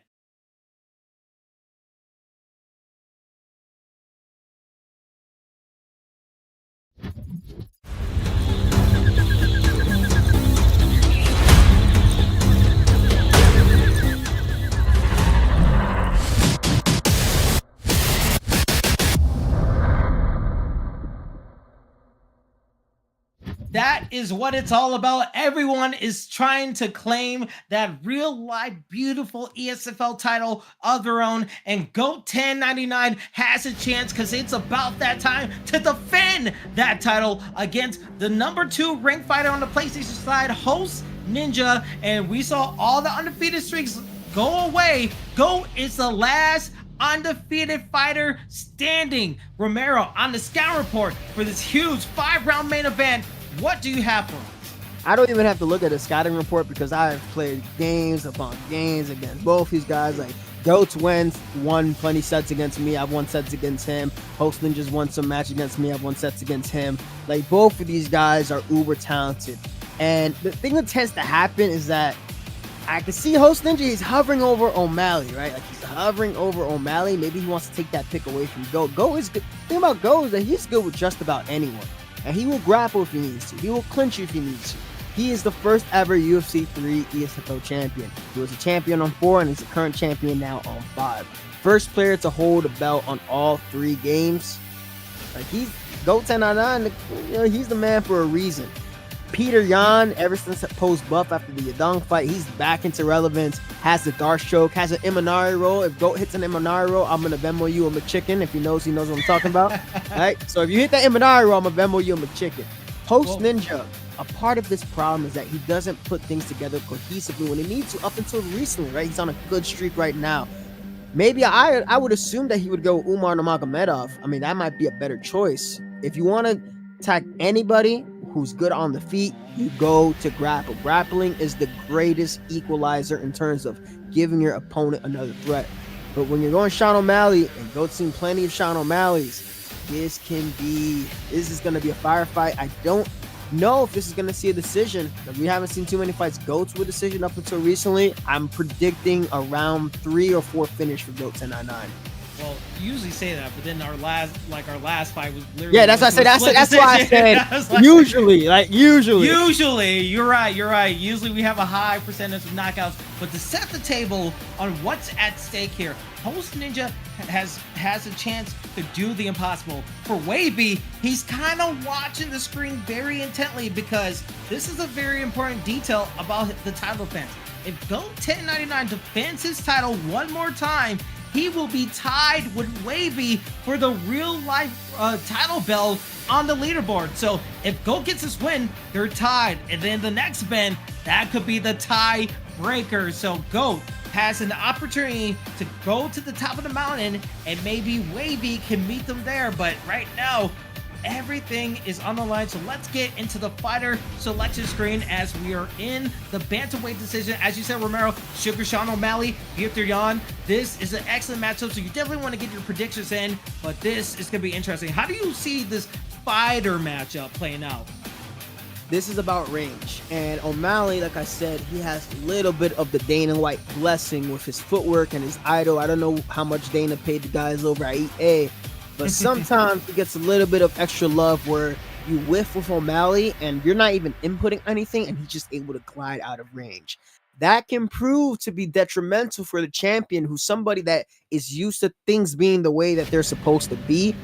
And Sean O'Malley is somebody in where if you get rocked once, it can be lights out. And Peter Yan, however, he does have, I think with the Bulldog perk, that puts his block at around 100 or 99 or something like that. So we're gonna see how this plays out. Best of luck to both gentlemen. Yeah. I want to see both of these guys perform to the best of their ability. Hopefully it doesn't end in the finish. Hopefully it does go to the judges' scorecards. But leaning towards GOAT, but don't be surprised if HostNinja wins. This is the main event. The ping was 199 to 188, so hopefully we don't get any of that mess that we had earlier. But this is the main event. 5 rounds for the title. GOAT1099 using the Peter Yan and the gold championship trunks in the black, in the red gloves, and then Sugar Sean O'Malley being used by the challenger in HostNinja in the pink trunks and in the blue gloves, and already into a fist fight as we see a couple of strikes going with the straight and also going to the body for GOAT. Well, GOAT keeping the distance, using those body kicks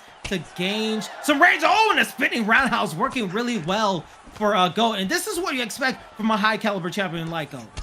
Do you notice how GOAT is able, he immediately establishes like a center, the center of the octagon control. He starts off with a fast combination, so asserts himself like it's going to be a fast-paced fight, and then he dials it back ever so slightly to get your senses real high. He did this to Swiss Liebacks yesterday, where he started out fast, and then once he starts to get his opponent to react back in a fast motion, beautiful. This is what I'm talking about, right? Like, GOAT is one of the few other players, when he uses a fighter, he tries to do a couple of the things that they do in real life. We've seen Peter Yan go for that cross, lead an overhand into like the head kick and stuff of that nature, spinning back fist in the overhand. I love seeing players utilize with the people that the fighters they use do stuff in real life, and that's why GOAT is a champion in this game. But we can't sleep on HostNinja. He's landing some body shots. You gotta be careful against GOAT1099. He always has a preloaded rear hook counter ready to send you to Valhalla. Head kick counter, he tries to time you just as your low block gets high, and he does have some nasty sidestep counters. So he's making the read tight round, lots of action. And when action is close like this, believe it or not, there is octagon control based on who's landing more effective damage at a specific range, not just who's pressing forward. And I'm seeing GOAT's doing a good job with those leg kicks, Kingsley. Yeah, absolutely. We have to see if HostNinja can find a way to beat Kratos and not go to Valhalla and defy his fate right now, because so far it seems like the body shots, every time he feels like he has to answer, GOAT is changing up the questions every single time and putting them to the test. So what can he possibly do? He's trying to be a little bit of a counterpuncher, playing a little bit of outside fighting, and every time he's going for the straights, he's whiffing. He's not getting the full connection that he wants. Well, GOAT says, you know what? I'm going to back out. Now I'm going to implement my game plan. Go to the body, and there's nothing you can do about it. You just have to sit there and block. And with under 46 seconds left, look at that. The front kick, the distance game, working well for GOAT. Able to get him out while he's trying to exit out and hit him with the body. So far, this has been GOAT's round, and it's a lot for Ninja to implement his game plan, because he's going to need a lot of changing up to do if it goes to the second round. Lots of feints, lots of outside high-stepping kicks, something that Peter Yan loves to do. And we're seeing, oh, nice cross counter lands for HostNinja, but HostNinja is waiting a little bit too much on GOAT. And what GOAT's going to do is, and we talk about this a lot, we're going to assume that the right response is going to be the right one against GOAT, and it's not going to work, right? He's going to try to probably go for a pull elbow. He's probably going to go for a slip uppercut to the head. GOAT's going to know that's going to come. He's going to pull counter that, and he's going to go attack your body. Matter of fact, the first pull counter he'll probably go to, if you see it from GOAT1099, unless he's by the fence, he's probably going to go lead hook to the body or rear hook to the body and then lead hook up top to the head.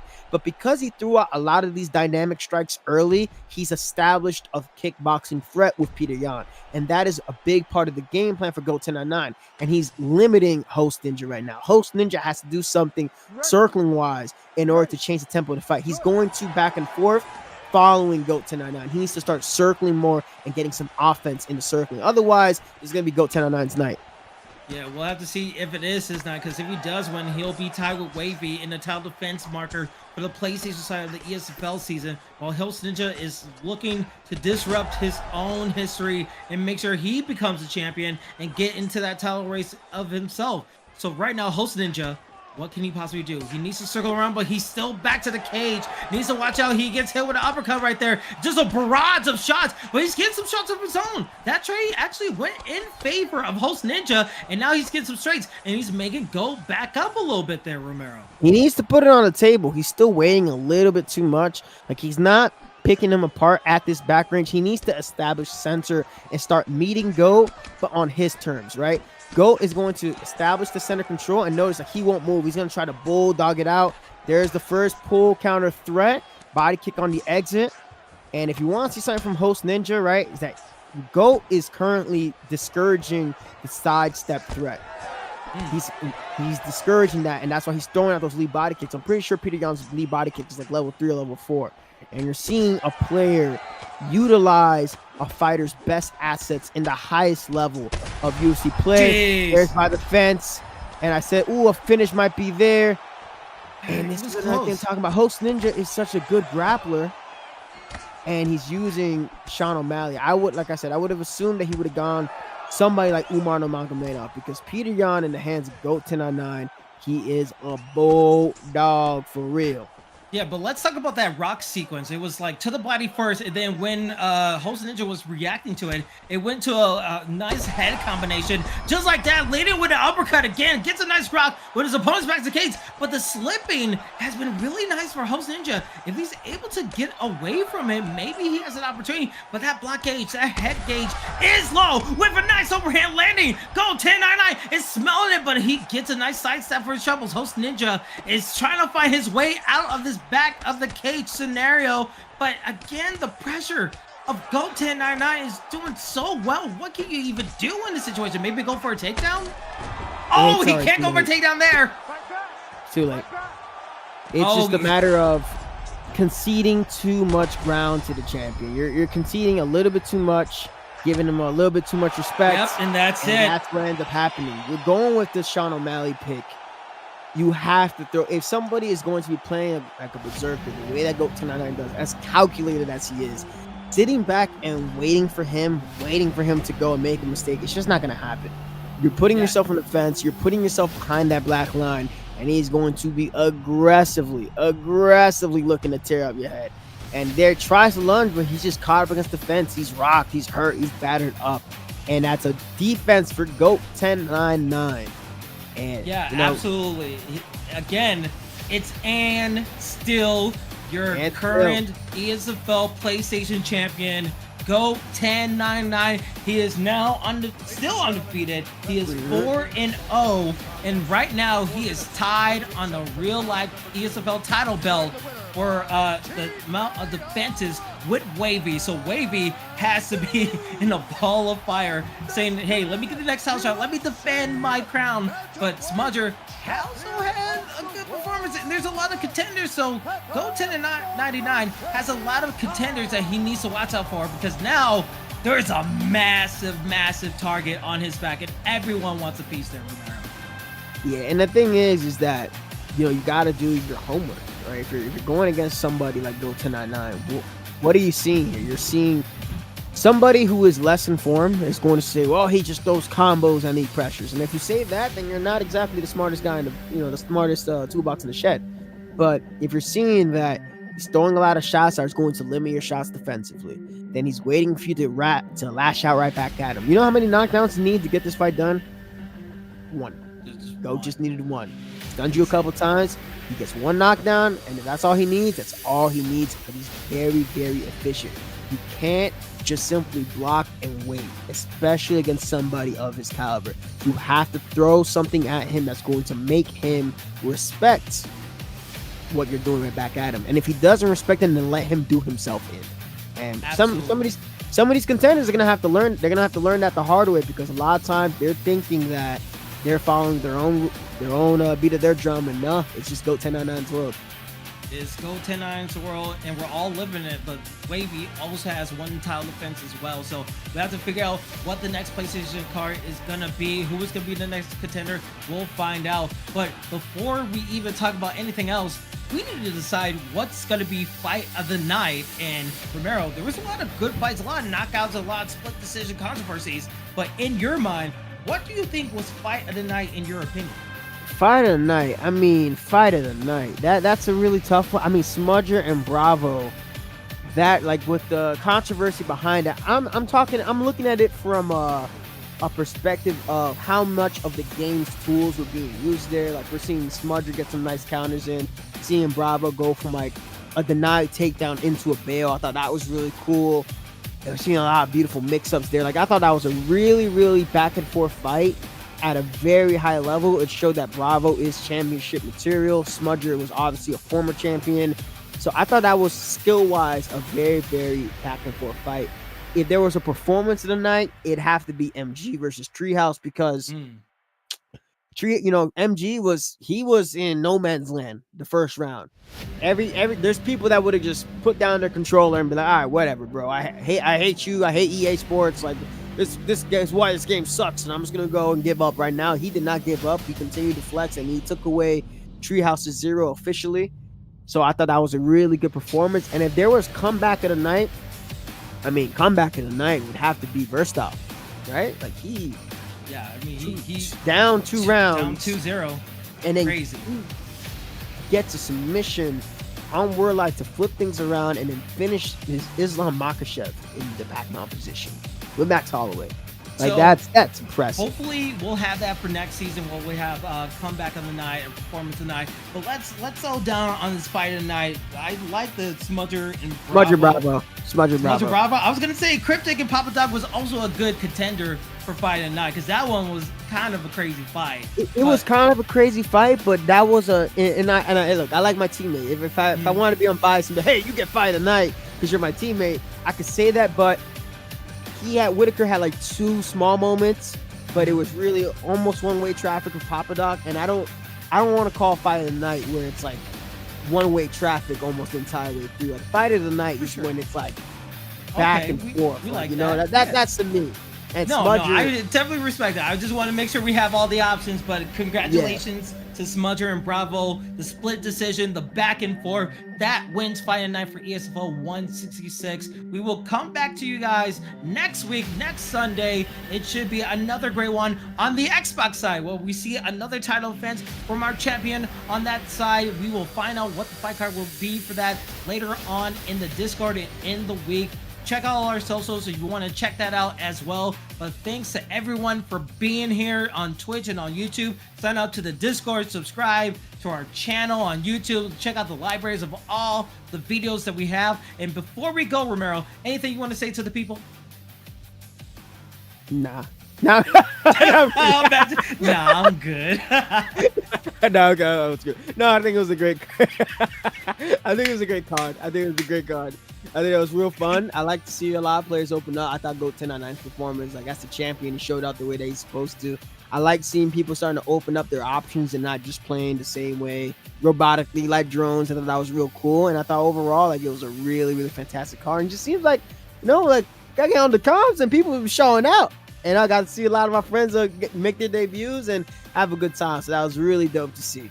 That's awesome. And you do content creation, so definitely subscribe to Romero's channel, follow all his socials. You can follow me at KingAHCK on Twitter, KingBKR316 on Twitch. Shout out to everyone that helped us out in the chat, our moderators, Beckett for the production, Boiler for the matchmaking and his staff, and everyone in the ESFL. We thank you guys for another excellent night of online fights here in the UFC, in the ESFL UFC 5 gameplay, and we hope to see you guys next Sunday. This has been Kingsley, that has been Romero. We thank you guys for being here for the ESFL. Have a good one and good night.